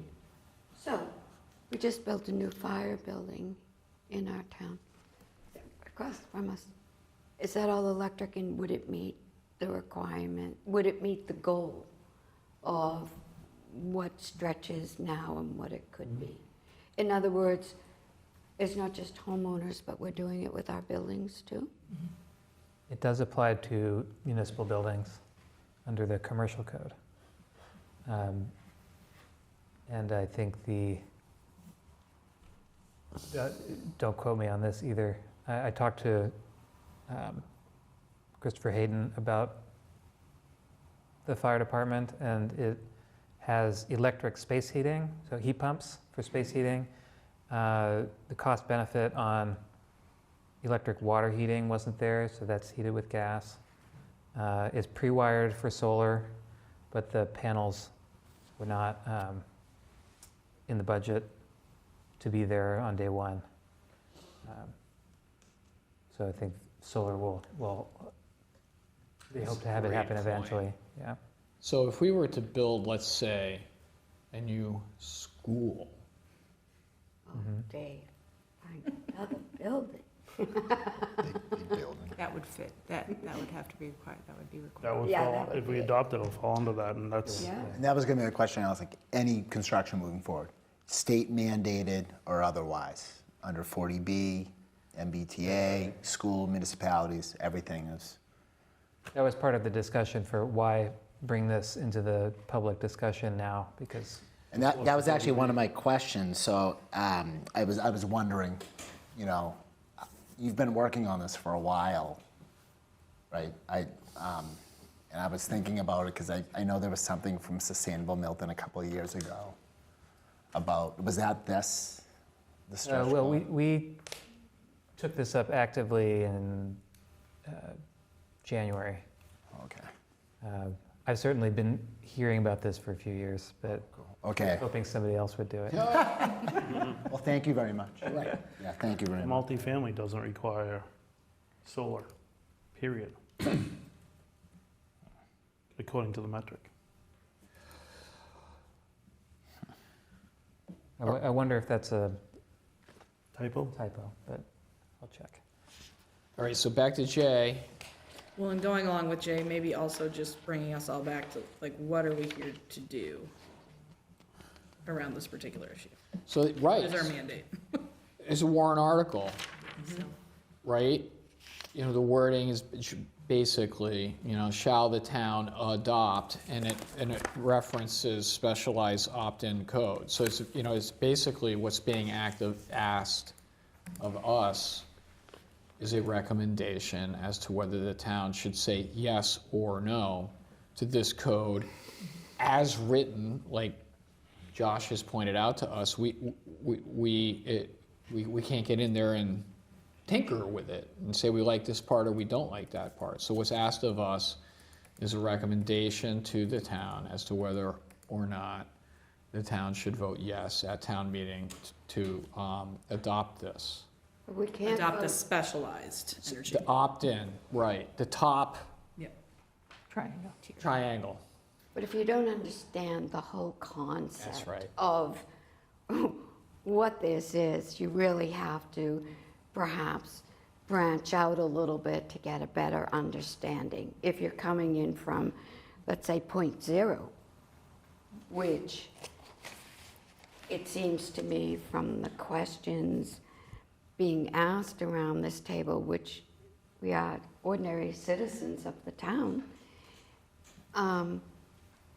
there's a lot of us out there that probably have the same questions. What is this? How did it get here? Why are we doing it? And so in many respects, we are all the people around us that don't understand this. And without that, you can politicize this and vote yes or no in accordance with your political beliefs. Or you could try and understand it to the very best of your ability and decide if this is really based on your questions, your answers, your research, your understanding, and your knowledge that you might gather about this. Is this good for all the people in our town? And we will say, yes, it is, via a yes vote for the stretch code, or we will say, no, it's not, based on what we learned. This might not be good at this time for our town. Well, and that's what I wanted to bring us back to, the stretch code. A lot of what we talked about today was the stretch code, and that is not what we're debating or deciding on. We're deciding on the specialized tier and whether or not we're going to. Supersizing those fries. Right.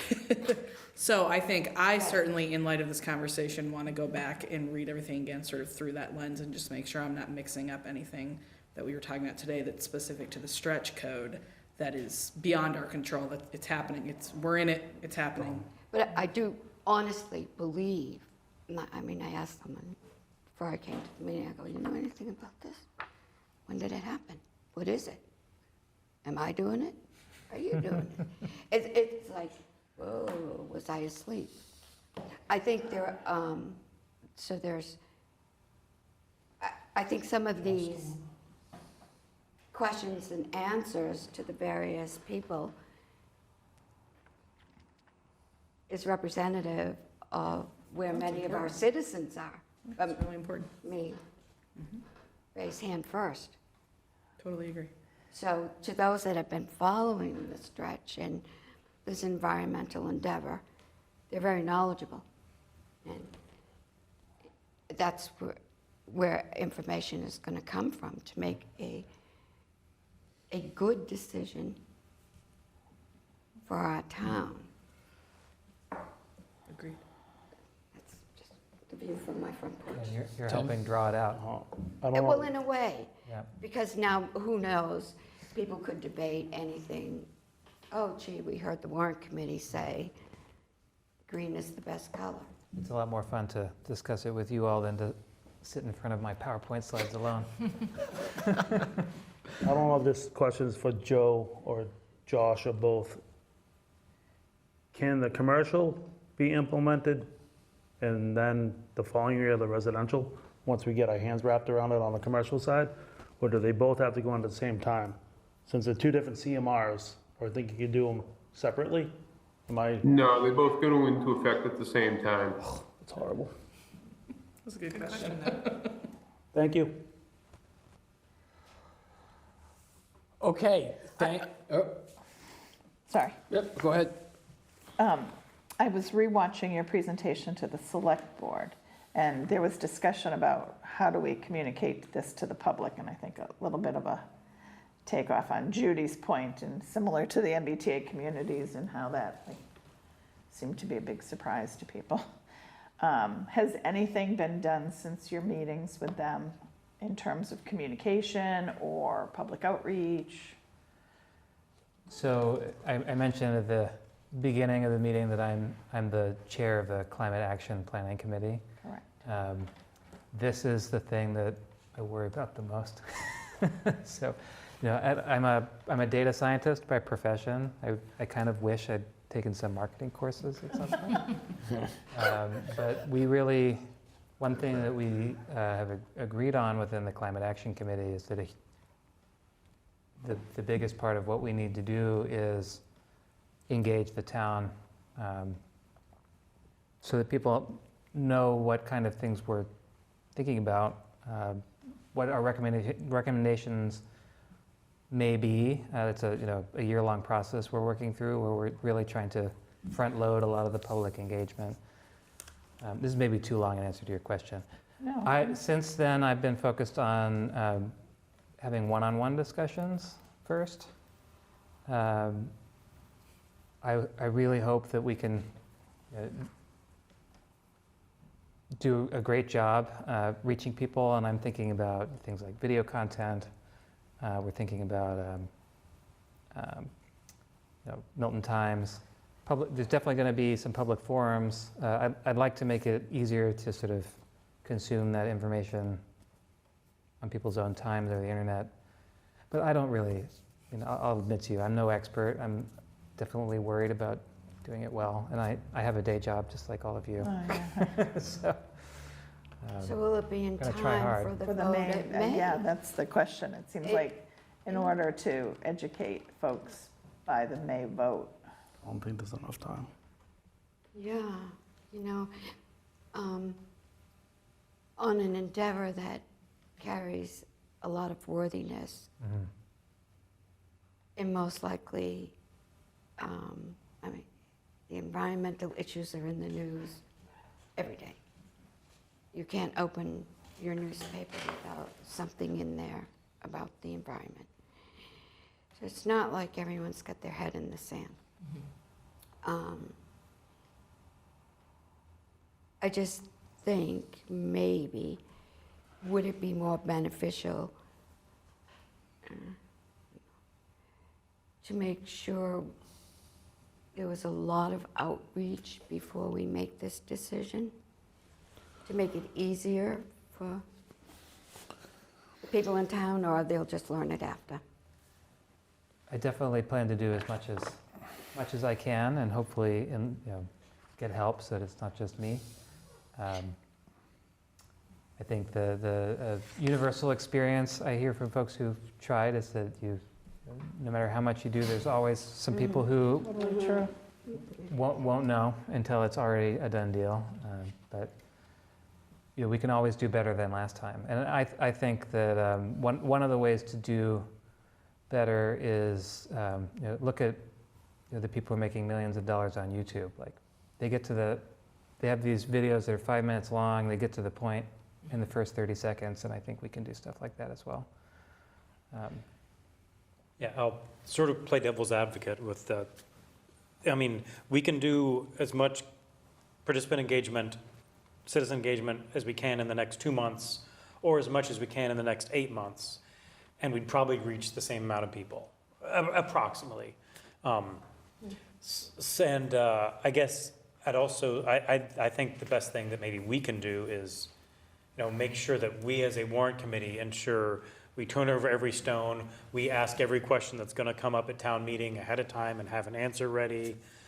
And also, I think it'll help, and I'm going to sound selfish because I'm being selfish. This change is mostly affecting people who don't currently live in Milton, who are going to come here and build something. Now, some exceptions, some Milton people will want to build a new Milton house, but I'm being sort of selfish here. If you live in Milton and you have a house here, it's not going to affect you. And if you redo your house, it's not going to affect you. It's only going to affect the people who are moving in here and building a house. For now. I mean, for now is all we got. For now is all we can that's talk true, about. Jay. So, we want to make the right choice. We don't want to do anything to harm people who are moving to our pleasant town. But I think that makes the pill easier to swallow. If you're uncomfortable, if you're confused, what is this? Oh, wait, it doesn't affect me? Okay, I'm going to move on with my life. That's a perspective. It affects affordability of housing. Right. I mean, it's. Indirectly, things Yeah, it's affect on us a both, lot. yeah, it goes on both sides, but that's, seems to be a big thing as of now. I don't know, I mean, I look at this, it's like, we should care about 5 years from now, and we should care 10 years from now. You know, we shouldn't settle for, well, this is what we're looking at now, you know? I'm not sure I follow you. Well, I'm saying that the state can move the ball, right? However, which way they want. That's something I And so I have more work to do, so I'm just kind of commenting, Jane, just what you said, but that's my concern. 10 years from now, you lose the boiler. I'm sorry, Mr. Fundling, but you got to clear this whole thing out. You got a kid in college. that's something I was gonna, You know, like that's kind of my thing is on the Warrant Committee is like, how much is this going to cost? When the municipal buildings have to get built in the schools, we're going to pay for that, right? We're going to pay for all the fancy new electric stuff and the building itself. So like, what about our homes? And like I said, 5, 10, 15 years from now, especially new families in Milton who bought that little house and like, oh, we can build off. And we have 3 kids under the age of 5. So that's kind of just like what's like percolating in my head right now. I was, That the projections available now suggest it's cheaper to go all electric. And there's a lot of effort going into sustaining that trajectory and a lot of effort going against making fossil fuels the better choice 10 years from now. But what about hydrogen? Yeah, I think. Well, I mean, I you know, guess- can I address? Go ahead. Okay, I've heard a lot of people say this evening, we don't know how the specialized code will change in the future, but that's true for the specialized code, for the stretch code, and for the base code. I'm looking at this. Base code is based on the International Code 2021. That tells me that wasn't the code 15 years ago. That's been updated in the last few years. So if the state of Massachusetts wants to do something radical or draconian or whatever, they might change the base code as well as the stretch code and the specialized code. Well, I expect that. Okay, so. I expect that, but like if you go all the way to the top, you box yourself in now. So if it's a draconian move in the middle, we're set up for. Yeah, Jay. I mean, I don't know. Like I said, I'm more kind of just commenting, but I think the question for people is, how much is this going to cost? And this is like upfront costs. And can I pay for it? Yeah, and can I afford it? And can I afford to stay in town, or do I have to put another mortgage on my house? I think people want to know, how much is this going to cost me? Now, 5 years from now, 10 years from now, 15 years from now. And they're not against environmental. I don't think anyone's. I think this is like, and I wish I could have solar. We looked at heat pumps. So like I said, I'm in the beginning, and I have a lot more reading to do. So I'm kind of just more commenting and just everything of what I've just heard today. So, sorry. So back to Julia's question, what do we need to, and Jay's, what do we need to do now at the Warrant Committee to be able to move this forward? And it would be, and I don't know who would do it, but, and maybe even Fire Chief Madden could come and talk about the cost of the fire station related to the electric and why it's not all electric. Because it seems like we should have done that. So there's got to be something there. And then what is going to be the cost? The true dollar number, not a funny estimate, but the cost of doing this all electric for the school and all electric for the next fire station, because they're on the horizon. We need to know what that's going to impact us for the whole budget equation that we're going to encounter. So I don't know how we get that done, but that's. Gonna come up with a square footage cost. based on it. I think that's I mean, that is the dumbest an down estimate, level. a very basic model, right? I don't think you So, can I get mean, any more succinct, though. That's what I'm saying. There's But there's it- but nothing but even estimates to- when you're talking about the future. And I understand that, but what do we think it's going to be? And why isn't this building here all electric? 30%. Why is it not 100%? On the low end. No, 30% But increase. I think when they were doing RFPs, there was a real run-up in the cost of solar panels during the pandemic from supply chain issues. And Everything that's went- a concern everything I went have. I personally think it would be better if there was some flexibility about the timing of solar. I did reach out to DOER about like what if there's a delay in interconnection. And he said that one way people get around it is you can issue a temporary certificate of occupancy and like give them a year to sort it out. So I mean, I think there will be a lot of the state's not going to have a lot of success if people are out in the cold. you know what I mean? To being reasonable with issues like that.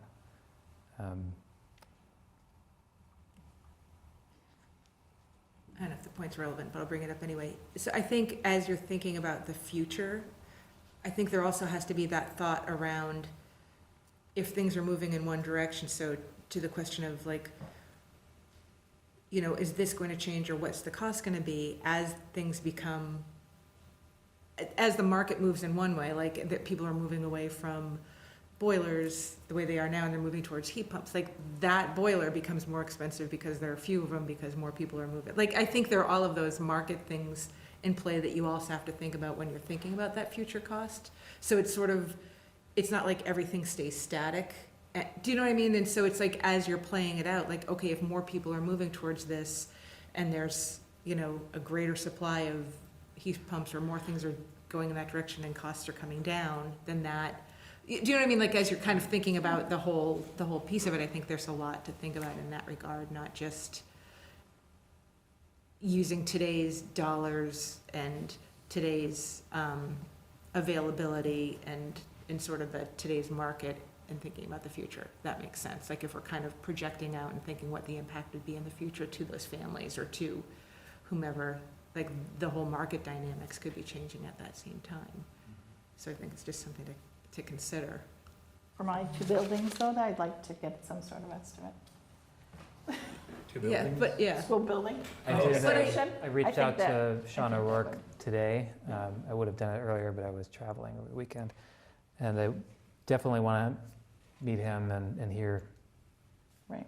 Because I don't have an answer for you on how it would impact the school. There are certainly nonprofits out there studying it, and I've seen reports that say, oh, an all-electric school is absolutely cheaper to build, cheaper to operate, better for the students, but. Has anybody done it? Yeah, Weymouth, and they've I had think that we need to go and issues. gather some real experience and not just That from would be good. And one side, yeah. And didn't you also mention that some communities are all in, that wanted to do more? They're all electric, Brookline or Newton? So part of or- the climate law, there had been this wave of communities banning fossil fuels around 2020, and it was challenged in court. And so the state's response to that demand, so I mean, people were saying, we want to do this. They created a pilot program for 10 communities to opt into, and that's full now. And who are they? If you One of can them is Brookline. get that info to us? You can always put Summerville? Brookline Is down that- on those lists. Somerville, yeah, it's, I don't know. there's two of them on the Cape. Brookline, there's someone I think Brookline is the Worcester. first one where it actually went into effect like recently, and there Oh, were okay. headlines about it. Okay. All right. Awesome. Well, we got a hand up. Josh. Sorry, just to say that the You did. list of the communities who have been accepted, Acton, Aquina, I don't know if I'm pronouncing that right, Brookline, Cambridge, Concord, Lincoln, and Lexington. And conditional acceptances have been given to Arlington and Newton. Even then, if Northampton and Somerville are backup communities, given whether or not those conditional approvals are granted. To go Thank all you. electric? for new construction. Oh, just new Yeah. construction again, I thought. And no gas hookups, period. Great. This has been awesome. Thank you. We'll table this conversation, for another time. In the meantime, everybody please do your homework, right? And then we will come up with a list of people that we're going to ask to please come back. And just thank you, Josh. Thank you, Joe, for coming tonight. It was very helpful, very helpful. Thank you, Alexander, for coming. It's Thank you for wonderful. having me. Thank you, Warrant Committee, as well. Thank you. So we'll move on to our next agenda item, which is going to be the approval of minutes, of which there are multitudinous, voluminous. You can't. And what's that? We have Said he abstain. can't. I prior abstain. to the current. Right, so we'll just ask people who, when we go through the minute vote, if you weren't a member of the Warrant Committee on those dates, just kindly please abstain. Karen, can you help us out here? Because there's so many minutes that if it's possible, Thanks, Alex. I would like, maybe we could do like 2 votes, with the Prior to July. prior to and the after to. Okay. Or if there's not, because anybody can abstain. If the prior to abstain from the vote, we could just have the old crew make a motion. Actually, we should probably do 2. The first question is going to be, did anybody have any issues to raise with regards to any of the minutes? So the first question would be just, are we ready to move to a vote? It looks like we're ready to move to a vote, okay? So maybe what we're looking for is 2 motions then, like a pre-July motion and a second July motion. Make a motion to,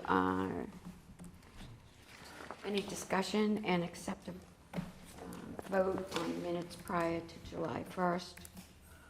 Those who were present, those who were part of the Warrant Committee before July 1st.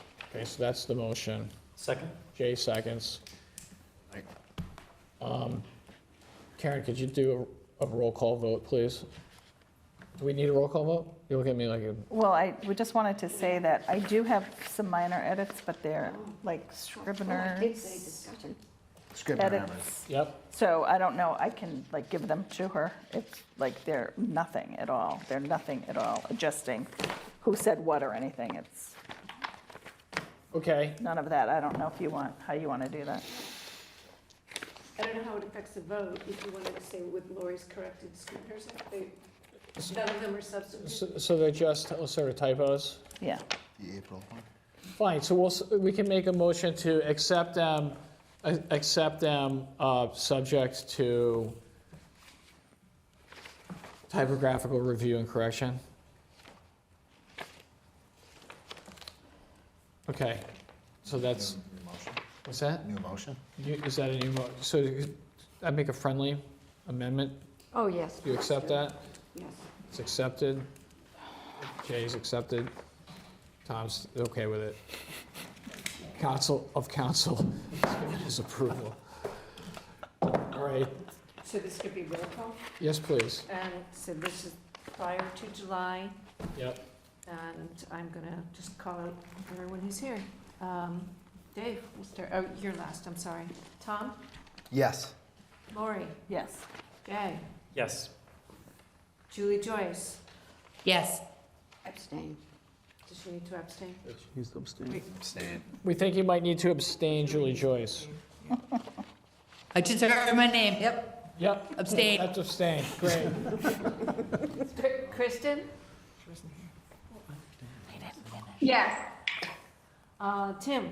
Abstain. Julia? Abstain. JJ? Yes. Amanda? Yes. Judy? Yes. Oh, Dave, Abstained. Motion carries. Thank you. okay. Okay, we're looking for a second motion. It'll be something like the same to include I didn't finish them. any We'll accept Scrivener's. Scrivener's typographical review if necessary, From July 2023 to from July 2023 to present. present. Is there a second? Second. All right, so I think that was, Judy made the motion, Tom seconded it. I did. Sure. For once, I was very quiet. We all understood. Okay, Tom, Yes. Lori, Yes. Jay, Yes. Julie Joyce, Got to go for lunch. You're muted. She's muted. Go back to her. we'll come back to Julie. Kristen, Yes. Tim Lyons, Yes. Julia Maxwell, Yes. JJ, Yes. Amanda, Yes. Judy. Yes. We'll try Julie Joyce again. Now we'll go to Dave. Do you need me? I think we're okay, right? Good, yeah. I abstain. Thank you. Okay. Motion carries. Awesome. Thank you. Like, that's big to get our, Yeah. we have so many minutes. Thank you, We're Lori. already very pulling, detailed. you know, complaints and all that. We don't need more. Okay. All right. You get high marks. I've been roaming around tracking Okay, minutes. last item is just sort of get going on warrant. Famous last words. I don't think this is going to be that bad. Oh, you said it. I said that out loud on the record. It's over. So, So now no one will ever believe. because the read, I don't know, there's various ways of looking at it, but it's starting to sound like the town administrators put together a balanced budget, and it's starting to look like the select board is not going to be recommending a budget override. Don't look at me like that. Well, Change it. So there's going to be discussion, you can have feelings about it, but that simplifies. Then, you know, as far as the other petitions, other articles, we don't have, you know, we have the opt-in, we've just seen it. We know it's complicated, there's a lot going on, but it's not going to put us in a crisis. You know, there are types of, you know, articles that we can have, which push us more towards crisis. So I think that, you know, this go-around is looking like it's going to be pretty straightforward, okay? Okay, and so then what I think we're going to try to do this time is not do formal subcommittees, like maybe in teams of 1 or 2 to go out and talk to department heads, et cetera. Now, we do have we have a school budget subcommittee because, you know, schools are such a big part of the budget, and in order to have transparency because of just the size of it, you know, Amanda is the chair of that subcommittee, so you've been doing your meetings, they've been public and all that. That's the only one that we really are kind of treating that way. So what I've got is I've got the list. I'm looking at Nick's annual town meeting warrant articles list that he gave us of all the articles, and I've highlighted the ones that involve the departments, right? And so I'm just going to, we'll go down the list, I'll just ask for volunteers, for people who can reach out to the department heads, talk to them a little bit, because then what we'll be doing is we'll be bringing in all the department heads to come and give their explanation, because we now have all the budgets, we have like their budgets. Nick is going to be, I think they're saying he's going to be finalizing on the town side going into select board meeting on Tuesday. So we should have a budget from him. So sort of procedurally, so if we go out, start talking to these people now, then what happens is, like, next week, Nick has his budget. We bring him in shortly thereafter with sort of town budget. And then we bring in the department heads, and then we work through, okay? Any questions about that? Okay. Capital budget appropriation. Will you read through them Yeah, all can you so read we the can whole list consider first? them? And Yep, sure. And that's a question that I have for capital budget, because in the past, we've had a warrant committee member sitting with the capital budget, because there's always a recommendation. Is that you? Sorry. Okay. So it'll be you then, probably.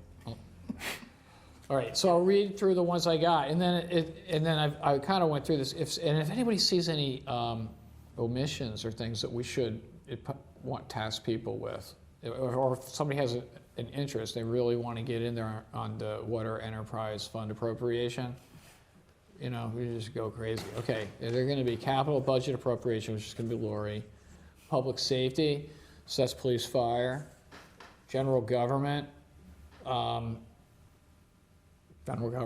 boards and committees appropriation, public works, health department, library is an interesting one. The library can change, it seems, sometimes, you know what I mean? So sometimes interesting things come out of library, cemetery, parks, consolidated facilities. So usually what we've kind of done in the past, consolidated facilities, public works get taken up together, right?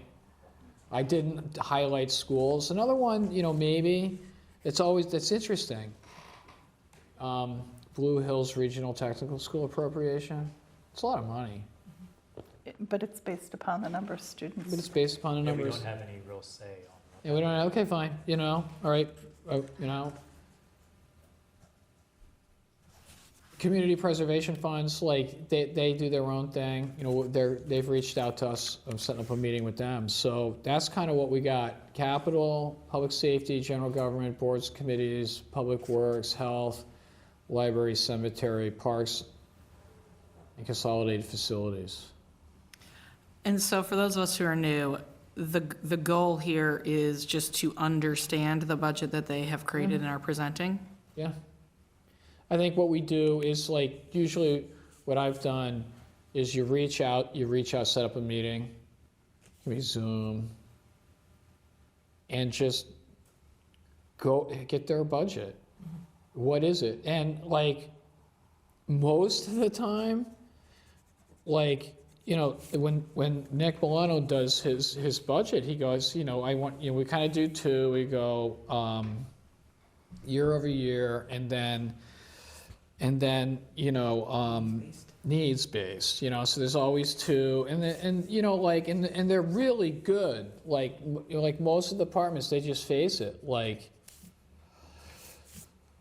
they're not going to get a bonanza. So most of them, they're always coming in at their 2%, 3%. Schools is always a little bit bigger. Like this year, they're at what, like 3%, 4%? 8%? What? School's always a little bit bigger, 8%. Everybody else comes in at like 3%, And they're sort of fatalistic about that. And they'll just, you'll go through it and they'll say, this is what we'd love to have, but this is what we know we're going to get. Let's go through it. And they tell you where the changes are, give you some understanding. Sometimes they've got money that's left over because they're, a lot of times what happens is sometimes somebody retires and they bring somebody in who's paid less, et cetera, and they can give you a little bit of understanding of what their budget is, and we just want to understand it, I guess, because part of what we are, one way of looking at the warrant committee is like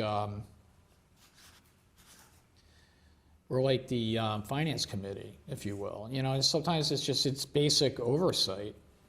Well, so that was my next question. So we're here to understand them, to then do what with that information? Yeah, so then ultimately what will happen with regards to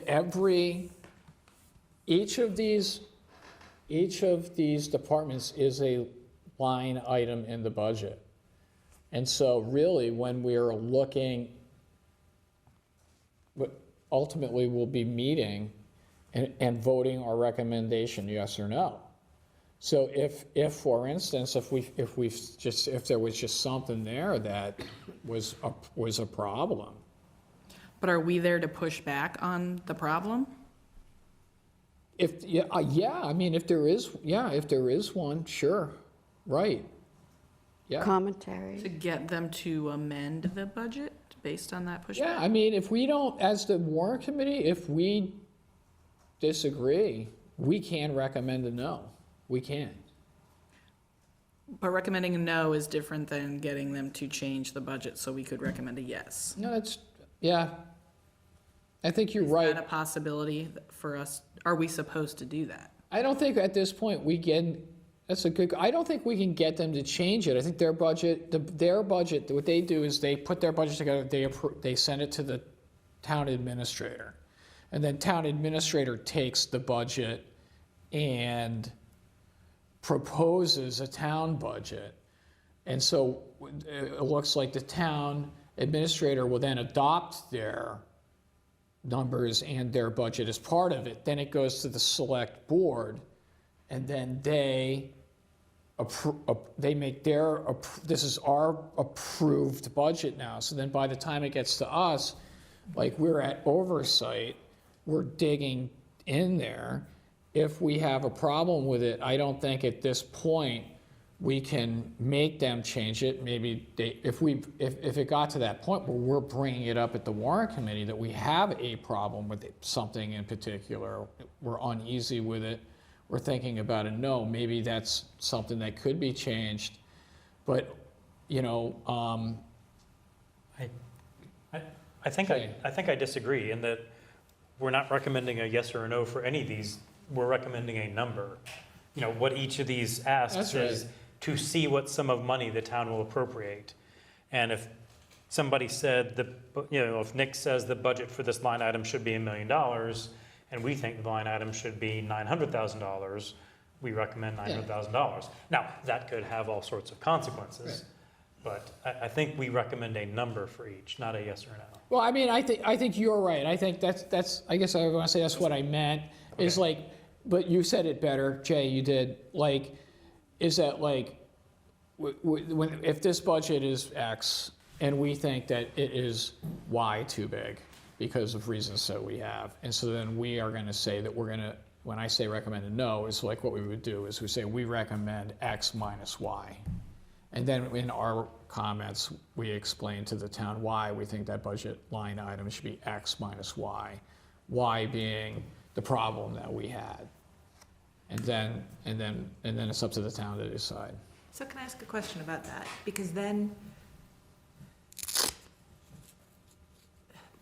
the whys, like, so say, I understand it more when it's a need-based as opposed to a level spend, right? So level, it's like we're funding what we're funding, we're keeping the positions, et cetera. Unless we're saying we are understaffed, in which case we're asking them to go over budget, which is something, or we're saying that we're overstaffed. Do you know what I mean? Like, I'm making it simple. But, so that one, I mean, seems less, I'll just say like less likely in a way, like it's sort of level spending, where it seems like the needs-based is where the discussion comes in, because you're asking for more money, and we're saying from a fiscal standpoint, no, we don't think that we should incur X amount more or not. I guess my question comes into, there's a lot of subjectivity in saying, I disagree with this line item because we haven't been there to build that budget and have the, I guess, where does our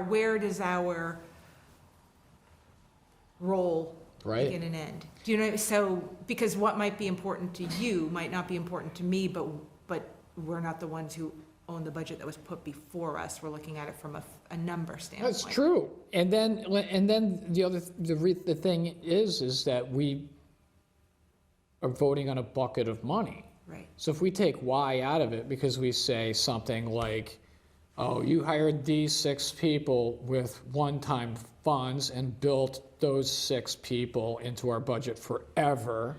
It's time to take them out. That's what we think. But we vote an appropriation. Right, Whoever department that is could say, you know what, we like those people. right. And we're just going to slosh the money around this way and slosh the money around that way, because ultimately we can't make them do anything. Right. We can just vote the number, bottom line.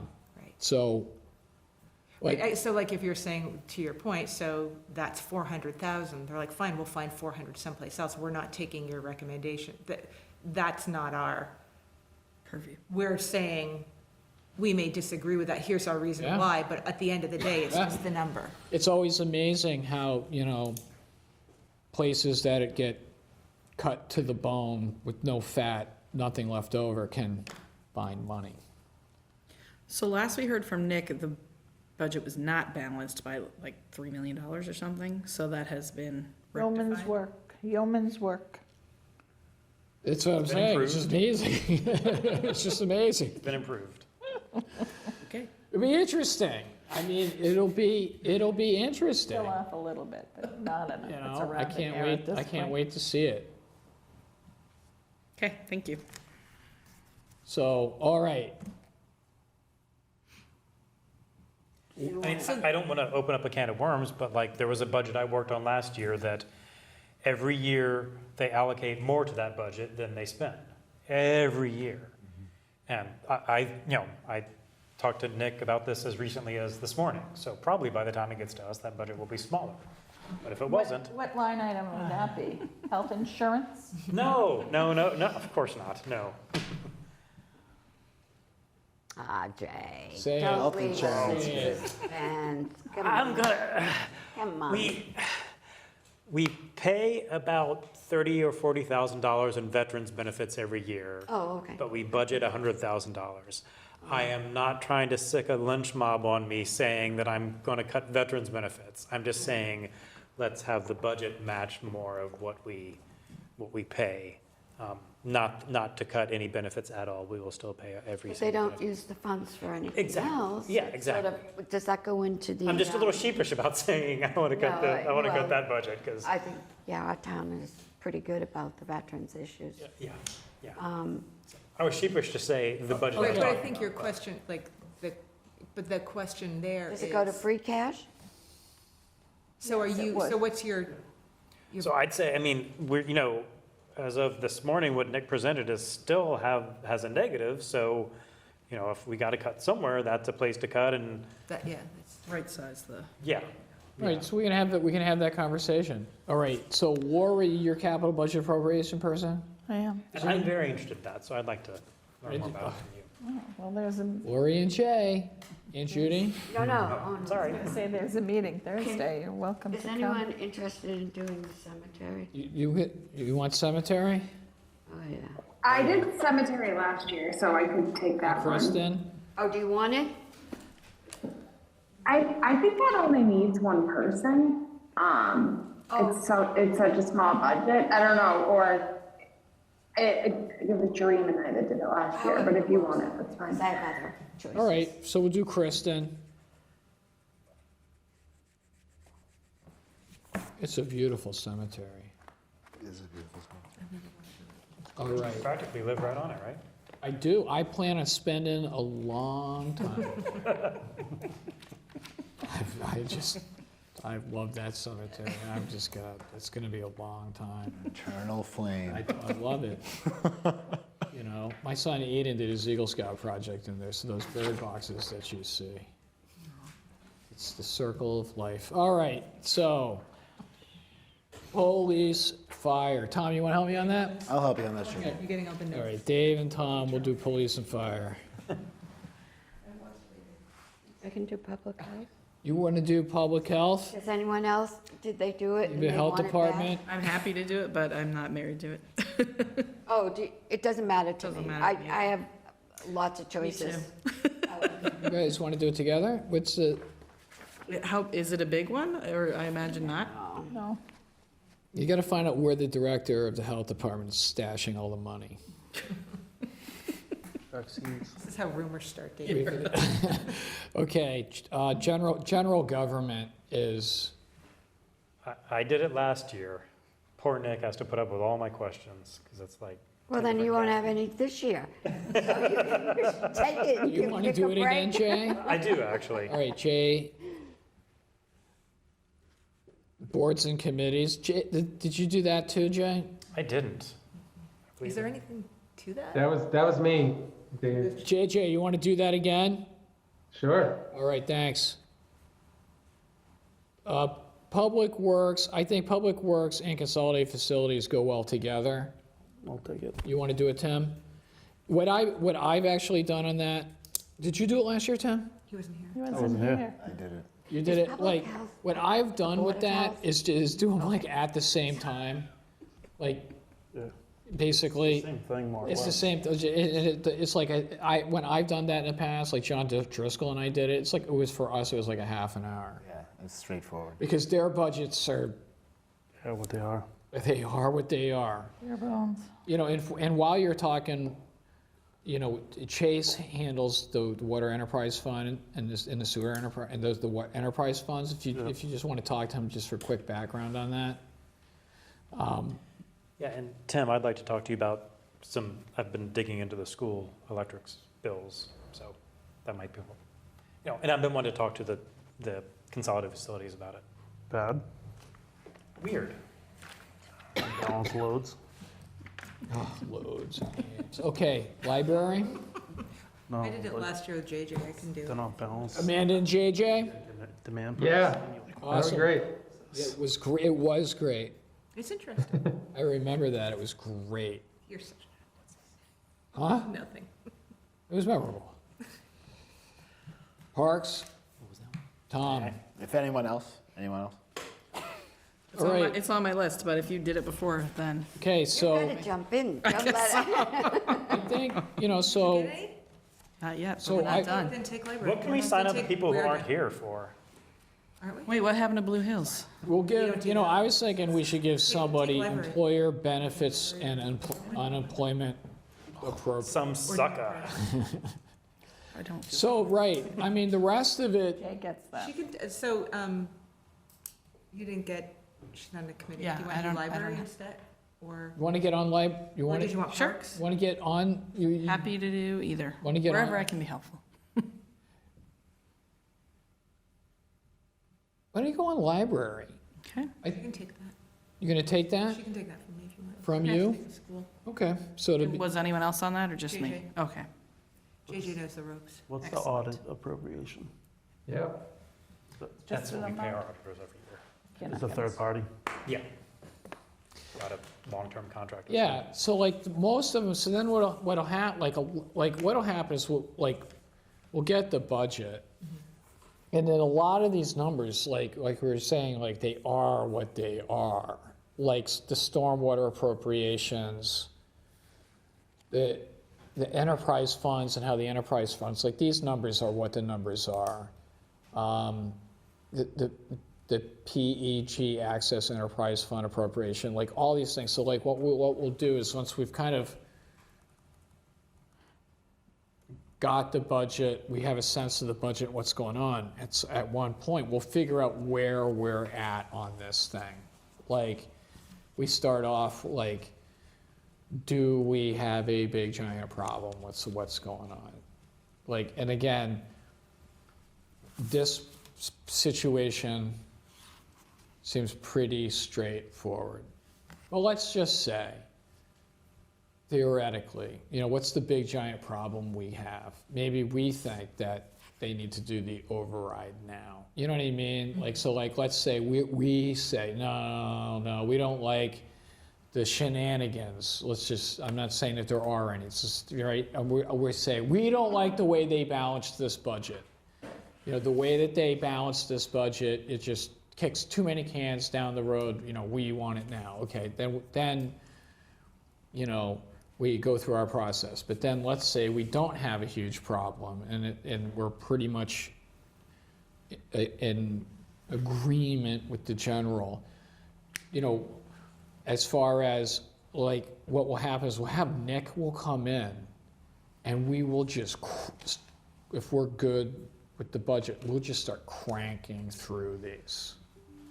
So there'll be like, definitely like one night, there'll be one night where we would have Nick come in to kind of hammer out what we would consider to be non-controversial budgets. You know, on the other hand, there would probably be a night where we would have the school committee budget subcommittee come with the school budget. And what will happen with that budget, everybody will get a copy of it. It's only online, they're only doing digital. Okay, but that's. Yeah, they'll all get it. So we will have access to the budget, okay? And that's big, right? That's a couple hundred pages. Yeah, I mean. I'm trying to think of the way that we're looking at it now. It's not, No, I liked last year's. I mean, but if there's more detail that we need, we just ask for it. And that's we'll what have a better sense at the end of it. And that's one of the first ones so Amanda, like we'll want to, like when that budget is ready to go, like schools will be like one of the first ones that we want to bring in. Because it's half the budget, 3/4, right? Schools drives everything. Like I've said, it's like the solar system, it's Jupiter. The gravitational field of every other planet is dependent upon the gravitational field of Jupiter. I mean, it just pulls all the money towards itself. Is a way of putting it. Well, they leave some crumbs for the. Yeah, I mean, you know, we're all out here wobbling around. So it's such a huge thing. We should get to it first.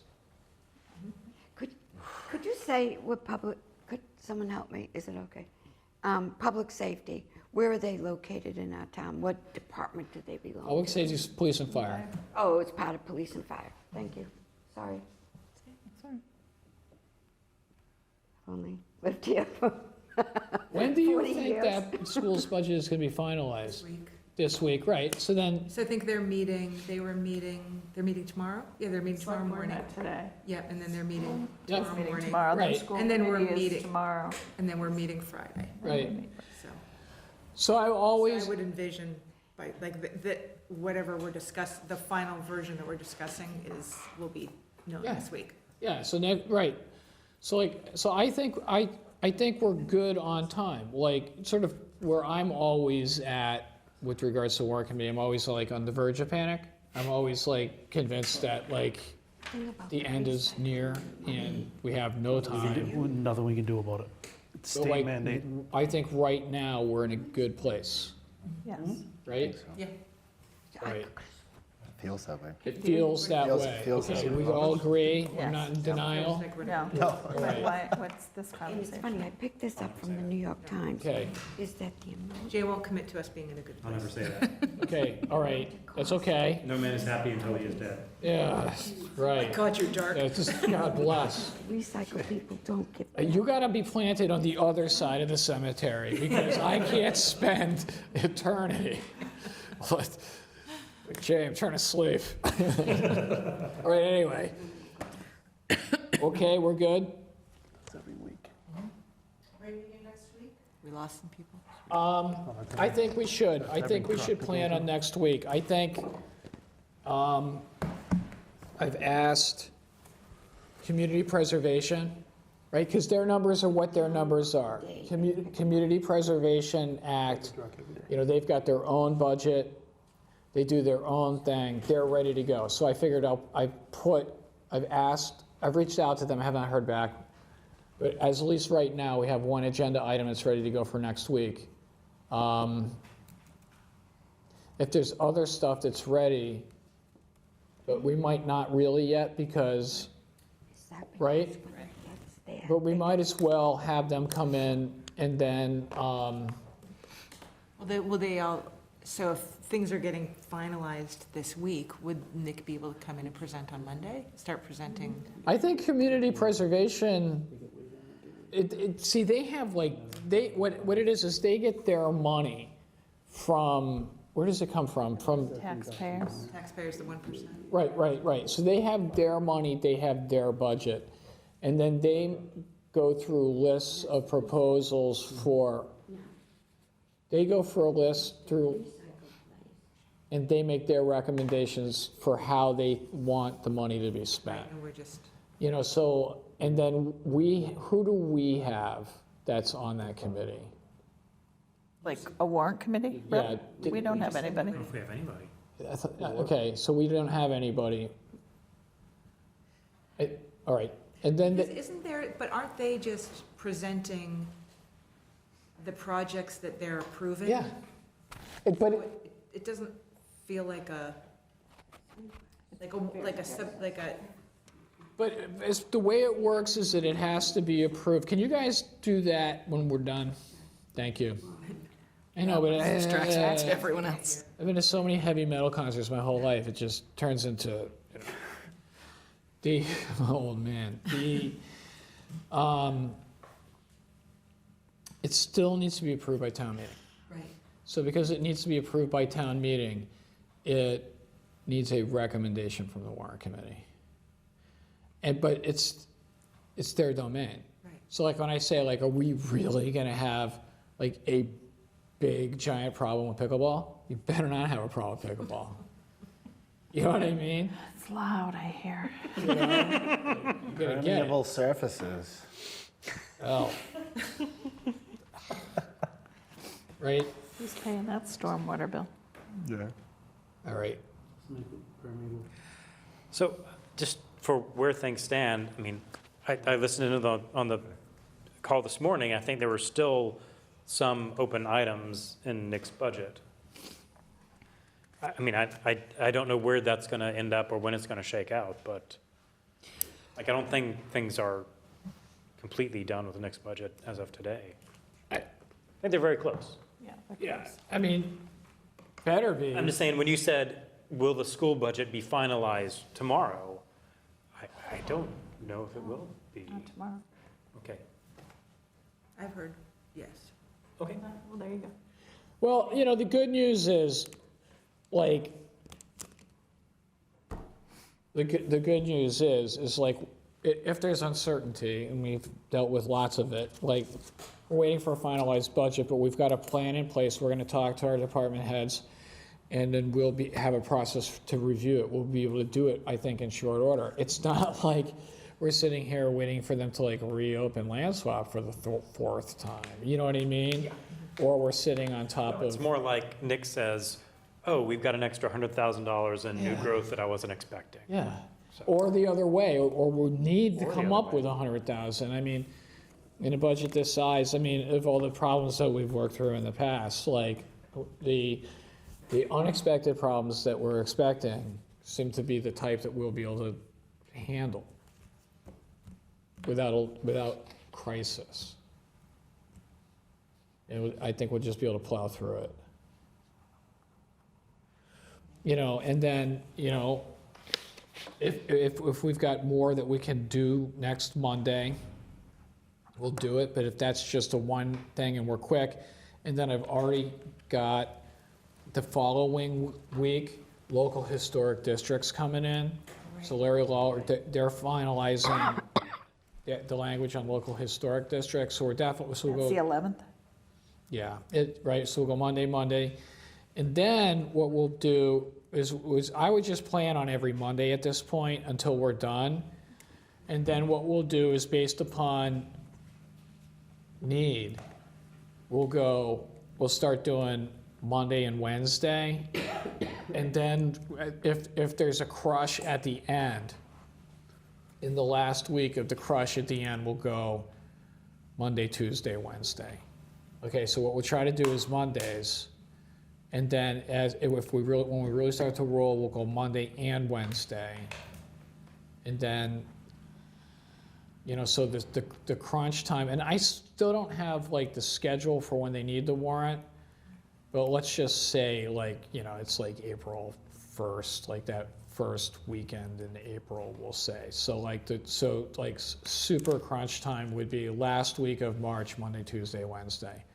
Frankly, I think that's can be avoided. Just from what I can see, like if the budget if there's finality, and a clear finality with it, it could go pretty quickly. And then we go into town meeting.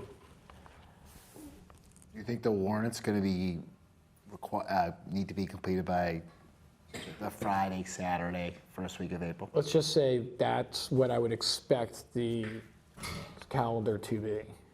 When is town meeting again? May 6th. May 6th? May 6th. 6th.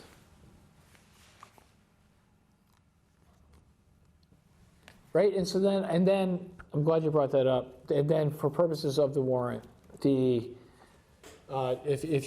you got it, one of these sections, one of these departments, then you would be asked to write the comment.